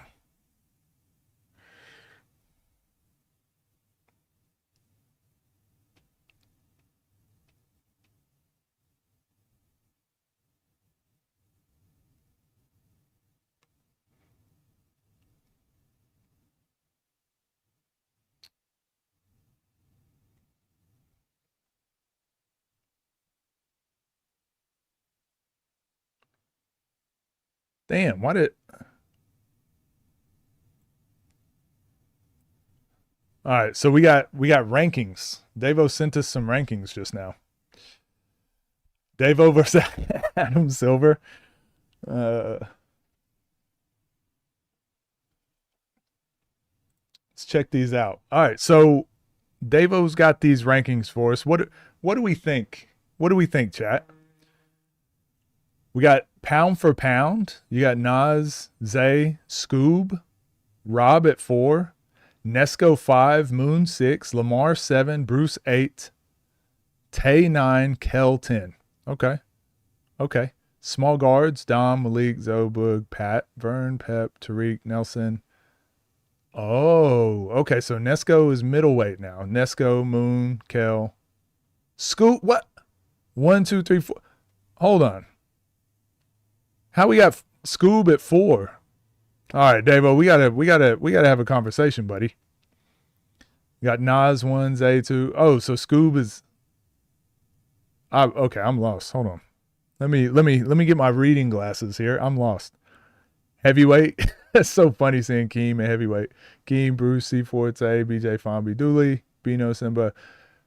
11 to 50. So that new group, next group is C4, Keem, Fonby, Trey, Dom. All right, let's have this conversation. Let me see what chat's talking about. First draft. Okay, let's talk about a couple. Rob's too low. So the first thing I have to ask,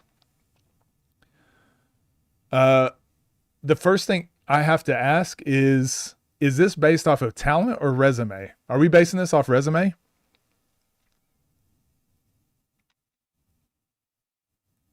If we're basing it off of talent, I'd look at this one way, and if we just base it off resume, I'd look at it a different way. I've got Moon. I've just got Moon over Rob, I think, at the moment, especially pound for pound. I think Moon is the best on TNC. Not best, but I think he has the best resume on TNC at the moment.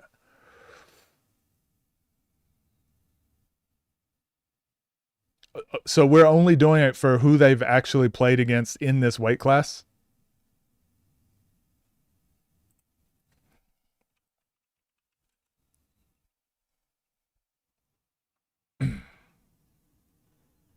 Keep guys to one weight division like the UFC, and C4 got to be 2 in heavyweight, if not 1. Has Scoob played Nesco?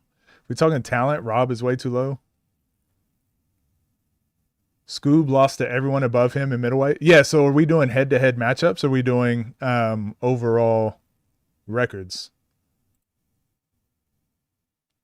Because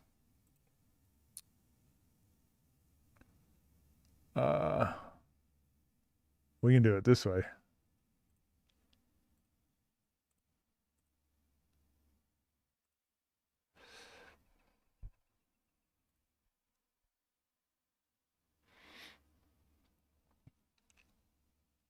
So, like, whenever I look at Scoob versus Nesco, I look at the last 6 months, and Scoob is beat ISO Hove, Pep, Frank Nitty, Hitman, Bijan, Amir, Lefty, Fredo. Nesco in the last 6 months is Demarney, Ty, Lawson, Munson, and he lost to Jerome Randall. It's hard for me to look at these matchups and be like, Nesco is 1 and Scoob is that low.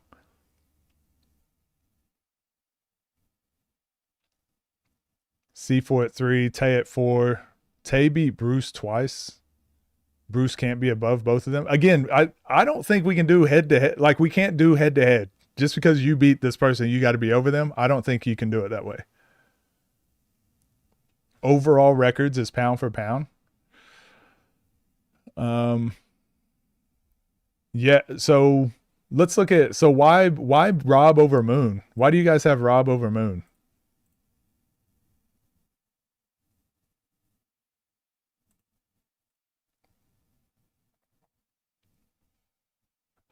Scoob never beat them. Well, again, are we, if you're just doing head to head, the rankings would look very weird. Head to head in some weight classes, but not others. That's what I'm saying. What's the point of beating anyone besides the check? All of Scoob good wins are against light heavyweight. Should just be combo of every list, like if left hand dom. So let's look at, I'm just looking at Moon versus Rob. You know, last 6 months, like Moon lost to DA, beat Rob,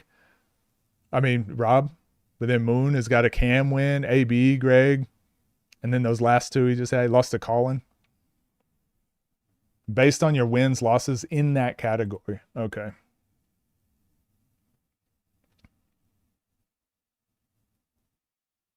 Okay, so it's just based on your wins. So it's not talent, but it's based on wins.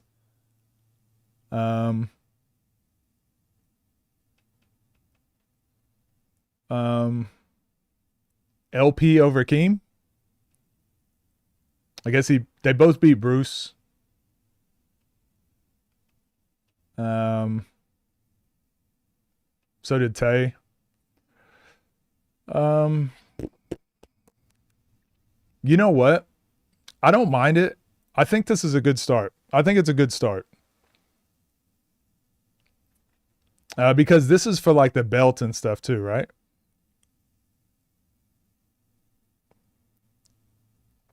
Rob better quality wins. Does he? Does Rob have better quality wins? Just Zay, right? Yeah, Rob beat Kel, Cam, Baltimore, Elijah, Day, Scar. He beat Scoob. Lost to Scoob, so that's evens out, right? Tajay, he beat Tay. Sid beat Zay.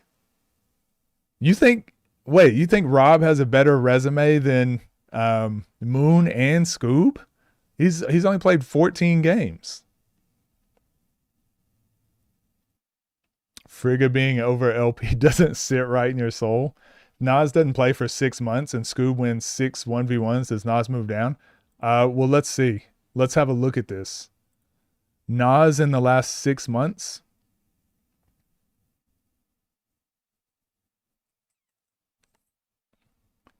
Nas played Briscoe, Rajon, Bino, and Kyrie Walker in the last 6 months.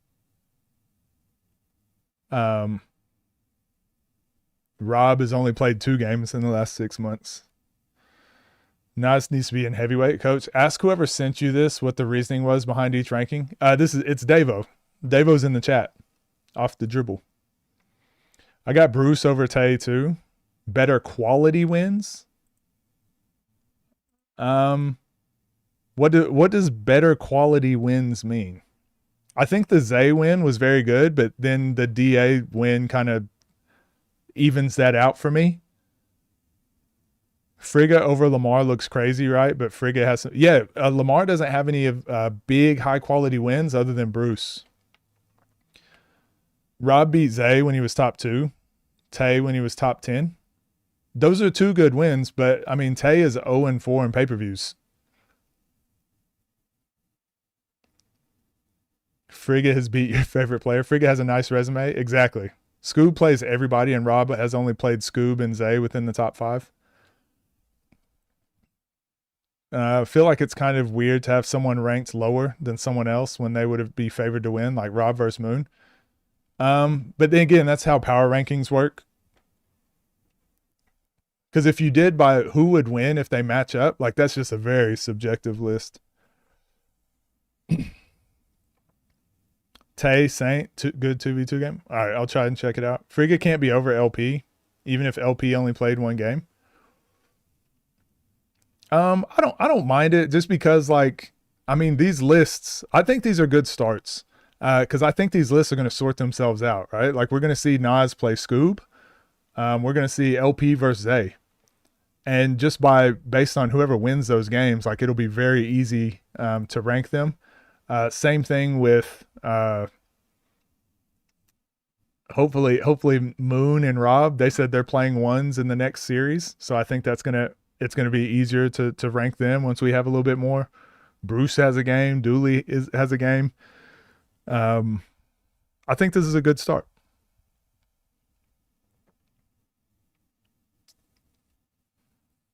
To all my UFC fans, having Frigga is like Colby Covington still being in the rankings. Davo just said in the chat that the middleweight division is based off wins, losses in that division. Yes.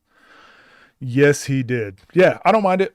I don't mind the rankings. I do like that OTD has their own rankings now too. Because I think each platform having their own rankings makes these conversations a lot more fun. A lot more fun. And it's easy to set up matchups now too.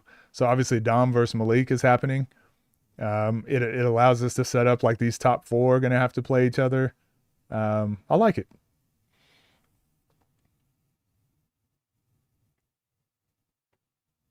I disagree with some of the placements, but not enough to like discredit the list. Got your money on Moon? Scoob money line. Where Vern been at? He's been overseas. Him and Trey Croft been overseas. But I like it. I like it. Is this on the official like website now, Davo?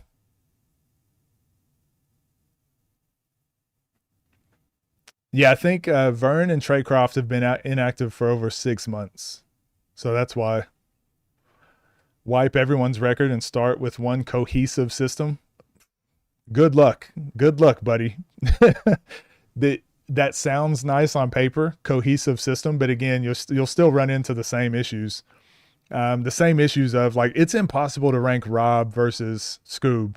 Scoob has over 70 games and Rob has 14. Nas has 40 games. And LP has 12. 10 or 12. It's so hard to rank just based off of that. Like if everyone was playing everyone, it'd be much easier to rank. So I think like no matter how you go about your rankings, you're going to have some people's panties in bunches. It's your top 2 worst rankings on this list. For me, worst ranking. Well, just me personally, like I said, I've just got Moon. I probably just got Moon over Rob. I would probably put Moon at 4, Rob 5, Nesco 6. So I would probably just change that. That's probably the only issue I have.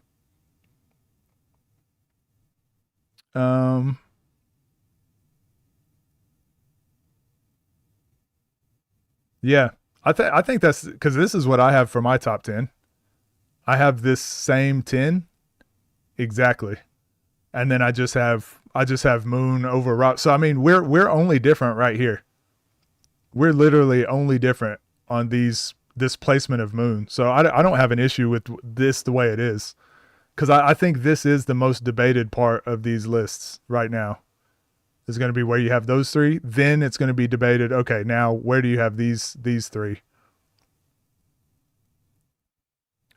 Just because like Lamar's beat Bruce. Taze beat Bruce, but then Bruce's resume over Taze and Lamar's, but because they've beat him, like, so yeah, I think I don't have any issues with the list really. You're working on commentators rankings? Oh, that'll be dope. That'll be really cool to see what everyone thinks per season. Scoob ain't letting 60 wins go. I like these. They make sense according to the logic of Davo said he's going by. I like it too. And I like everyone having their own rankings and their reason for ranking players the way they do. Other than pound for pound, what would you change, G1? What up, Tsushima? It's no way Rob is out of the top 3. Rob's one of my favorite players. I just can't have him in the top 3 with only having 12 games. And he's played 2 games in the last 6 months. We would not do that for anyone else. Like, how long can you hold a spot?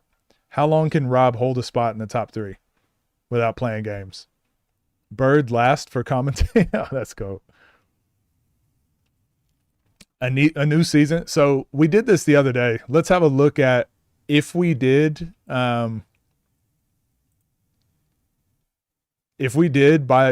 new season. Let's look at 2026. Moon is 5-0. I think he's 5-0. Pat's 2-3. Bijan's 4-0. Teo 4-0. Zay 3-0. Kel 3-0. Bruce 3-1. Look at what the top 10 rankings would be. Let's take out Pat, but because he's 2-3. I don't know how you got up there. 40% win percentage, but it'd be like Moon, Bijan, Teo, Zay, Kel, Bruce, Dom, Day, Keem, Mike Bruce. Like, that would be the top 10. Scoob is 2-0, so he wouldn't make him, and Tay are 2-0. So if we started over at 2026, it's still going to be a weird list. Rob played 5 games in a year. He's 3-2. Yeah, that's what I'm saying. I think this has nothing to do with who we think would win if Rob lines it up. I'm almost always going to pick Rob winning whoever he plays. Who's one of my favorite players to watch? It's going to be Rob. But when we're going with rankings, it's really hard to just hold a spot there just based off of talent, you know? Platform rankings would be fun. It'd show players move up, how players move up platforms. Yeah, I think it's necessary also. LP being 7 is based off skill. 100%. LP's resume, like he doesn't have any quality resume wins other than Bruce, you know?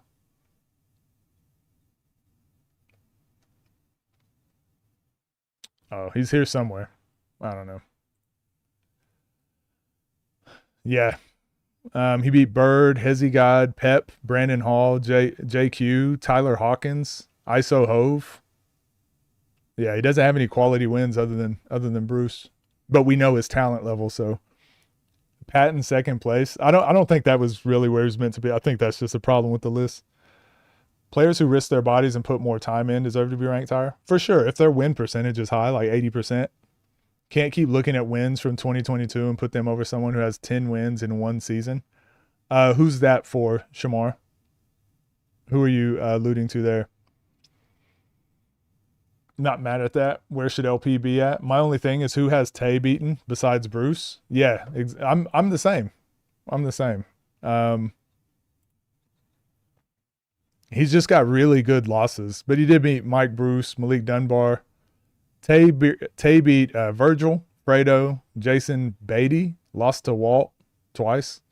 Beat Mike Harden, beat DJ, lost to Frigga. He beat Keyshawn, Moon. Okay, so, I mean, Tay's got a couple good wins there. Josh Treadwell lost to Nas. He beat Bruce twice, lost to Zay, beat Bino, lost to Rob, lost to C4. I'd say Tay's got some good wins.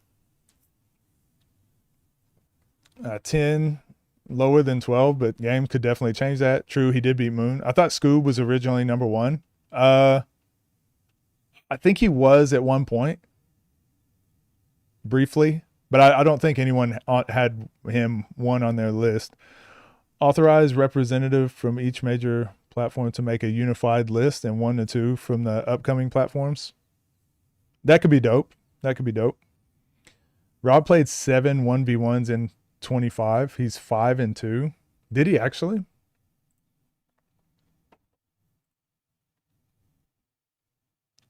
One, 2, 3, 4, 5. Yeah, he did. 5-2.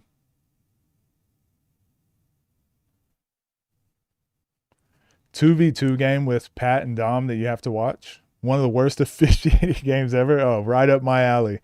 He beat Mike Bruce. Mike Harden looked good in his 1v1 on Grease Factory the other day. 10 more games. What do you think he should be ranked? If Rob had 10 more games, he'd probably be like top 3.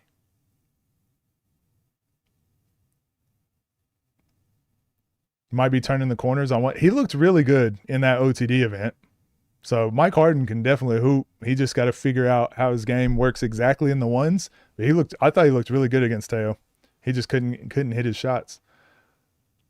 So Scoob not number one anymore? I don't think he ever was. Rob should have never lost to DA. Yeah, if that never happened, he's still probably talked about as number 2.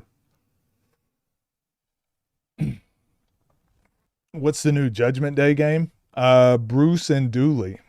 Bruce and Dooley was just announced today.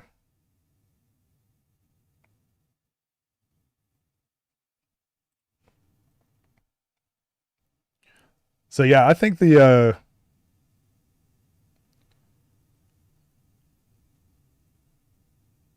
I think the list is fine. I think this list is good, and it's a really good starting point, especially when we start looking at like what matchups need to happen next. Actually, heavyweight, I'd probably have BJ below Fomby and Dooley, just because he's only got the 5 games.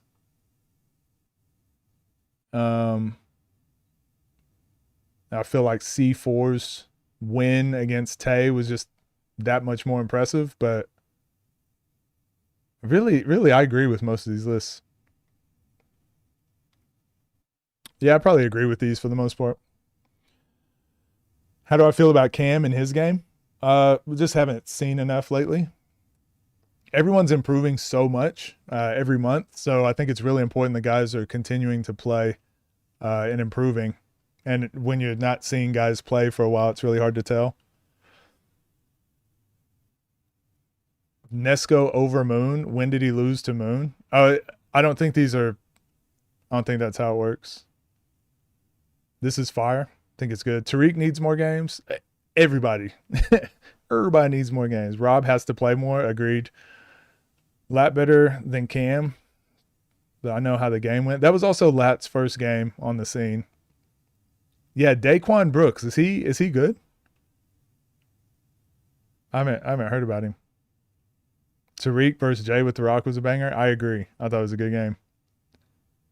Moon beat Nesco. How is he over him? No, that's what I'm saying. These aren't head-to-head rankings. No rankings in the world work solely based off of head-to-head. That can be a part of it. That can be a part of the algorithm, like in a tie.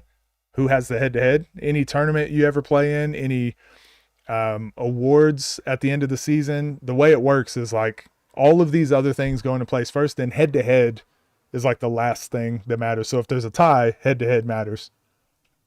I know it feels weird saying that and being like, but this guy beat this guy. Yeah, but just head-to-head is like the last thing that matters. Otherwise, the rankings would be all over the place.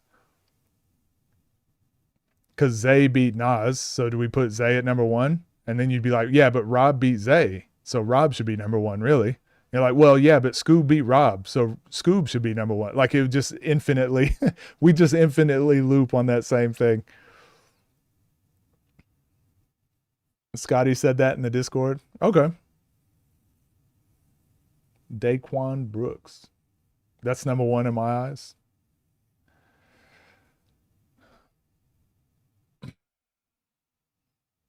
Everyone is playing ones, which is why there should be a new record each season. Yeah, the new record each season, though, you saw when I showed that, like how weird the list would get. Bijan would be number 2, I think. Moon would be number 1. Rob and Scoob would cancel each other out, though. Oh, so they'd be tied for 1 and 2? And then Nesco would have to be number 1 because he beat Scoob. That's the reason Nas, Zay, Scoob, Rob should be in the top 4 in whatever order, because they've beat each other. Like I said, rankings get really weird if you only go by head-to-head. That's why no one else in the world in any type of ranking system ever does it that way.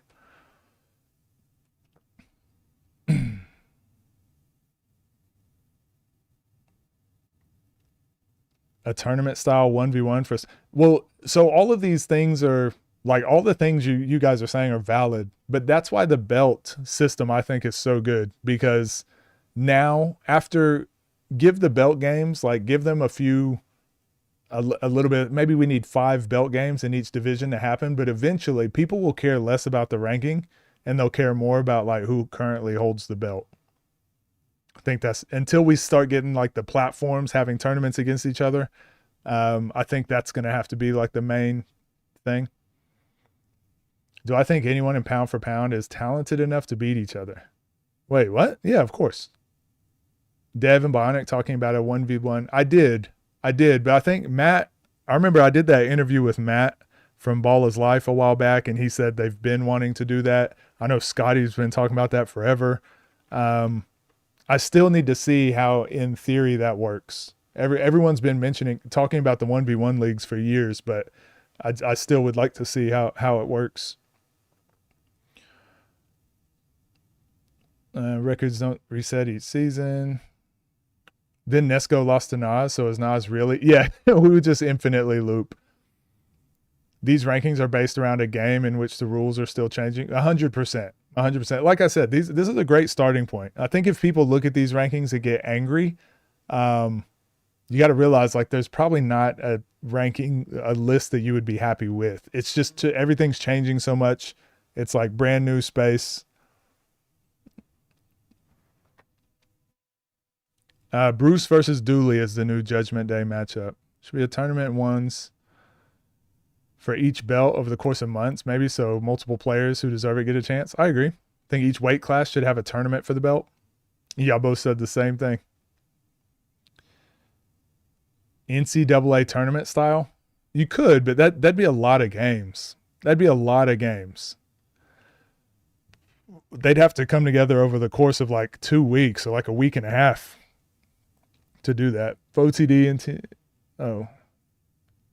I don't think a lot of people understand how power rankings work. It's supposed to be, yeah, I definitely agree. Ever since I started doing rankings, I definitely see that. Rob never answers why he barely plays ones, but then goes on IG crying he only lost 2 games ever.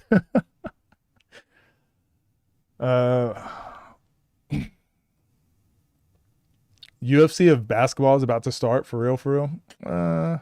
Nah, I don't see that. People keep saying it, but combat sports and like ball sports are completely different. Combat sports are set up the way they are because you can't fight 10 times in a year.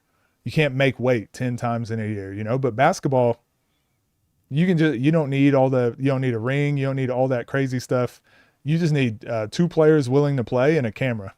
That's all you need. Whereas with combat sports, like backyard brawls, I guess, but those never go anywhere for obvious reasons. Dooley is responsible for the worst screenshot, and he actually is, though. New rankings every season. You keep saying that, but the problem is the seasons aren't set yet, right? Like no one's consistently really having seasons like that. Like if there was a winner, like a top player every season, I would agree with you. Yo, what up, Rambo? Thanks for becoming a mid-range merchant. Becoming a member. Probably in his NDA. Can't sit on games from years ago. Belt champions. How much did you get to see of Vern before he went overseas? I only watched him play 2 games. I think I watched him play Trey Croft.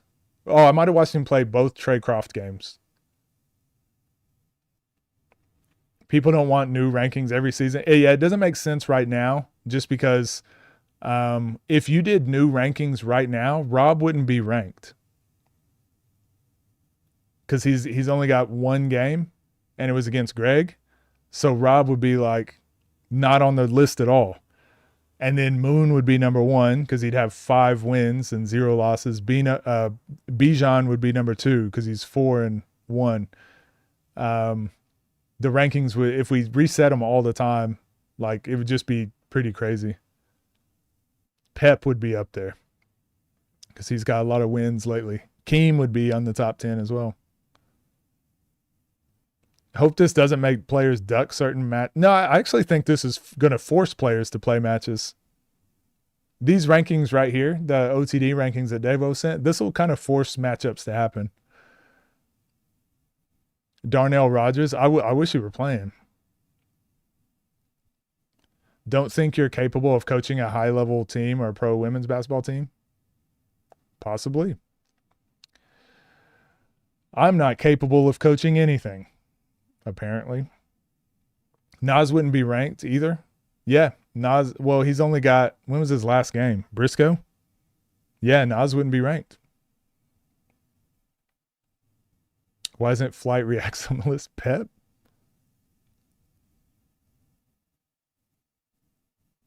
That would make them play and shine light on other players. Oh, am I capable of coaching? Yeah, definitely. I mean, I did that. That's what I used to do for a job.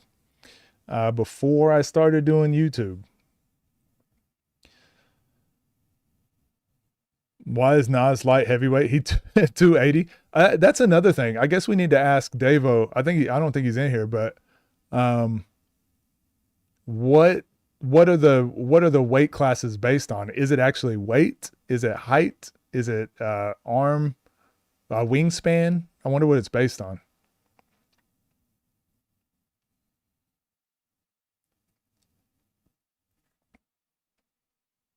I don't know.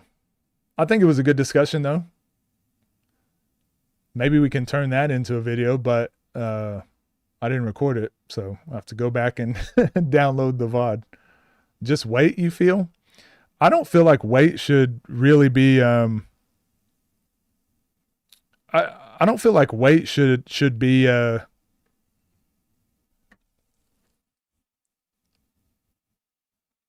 factor. It shouldn't really count against somebody. Lat and Moon? I'd love to see that game. But based on an eye test. Yeah, whoever got slow feet. I think it's height and length. Well, I didn't have anything else. I was about to end stream, and then Davo sent me that, mainly because my internet is just not really working very well today. But I should have a better connection, like I said, by Monday. We got the internet company coming out tomorrow, so should be fixing it. So I think we'll end stream there. And tomorrow we will get to these two matchups. We'll talk about those, and that's all I'm going to have. We'll have not a short stream tomorrow, but much more chill. But other than that, you guys take care, and I'll see you tomorrow. Same time, same place.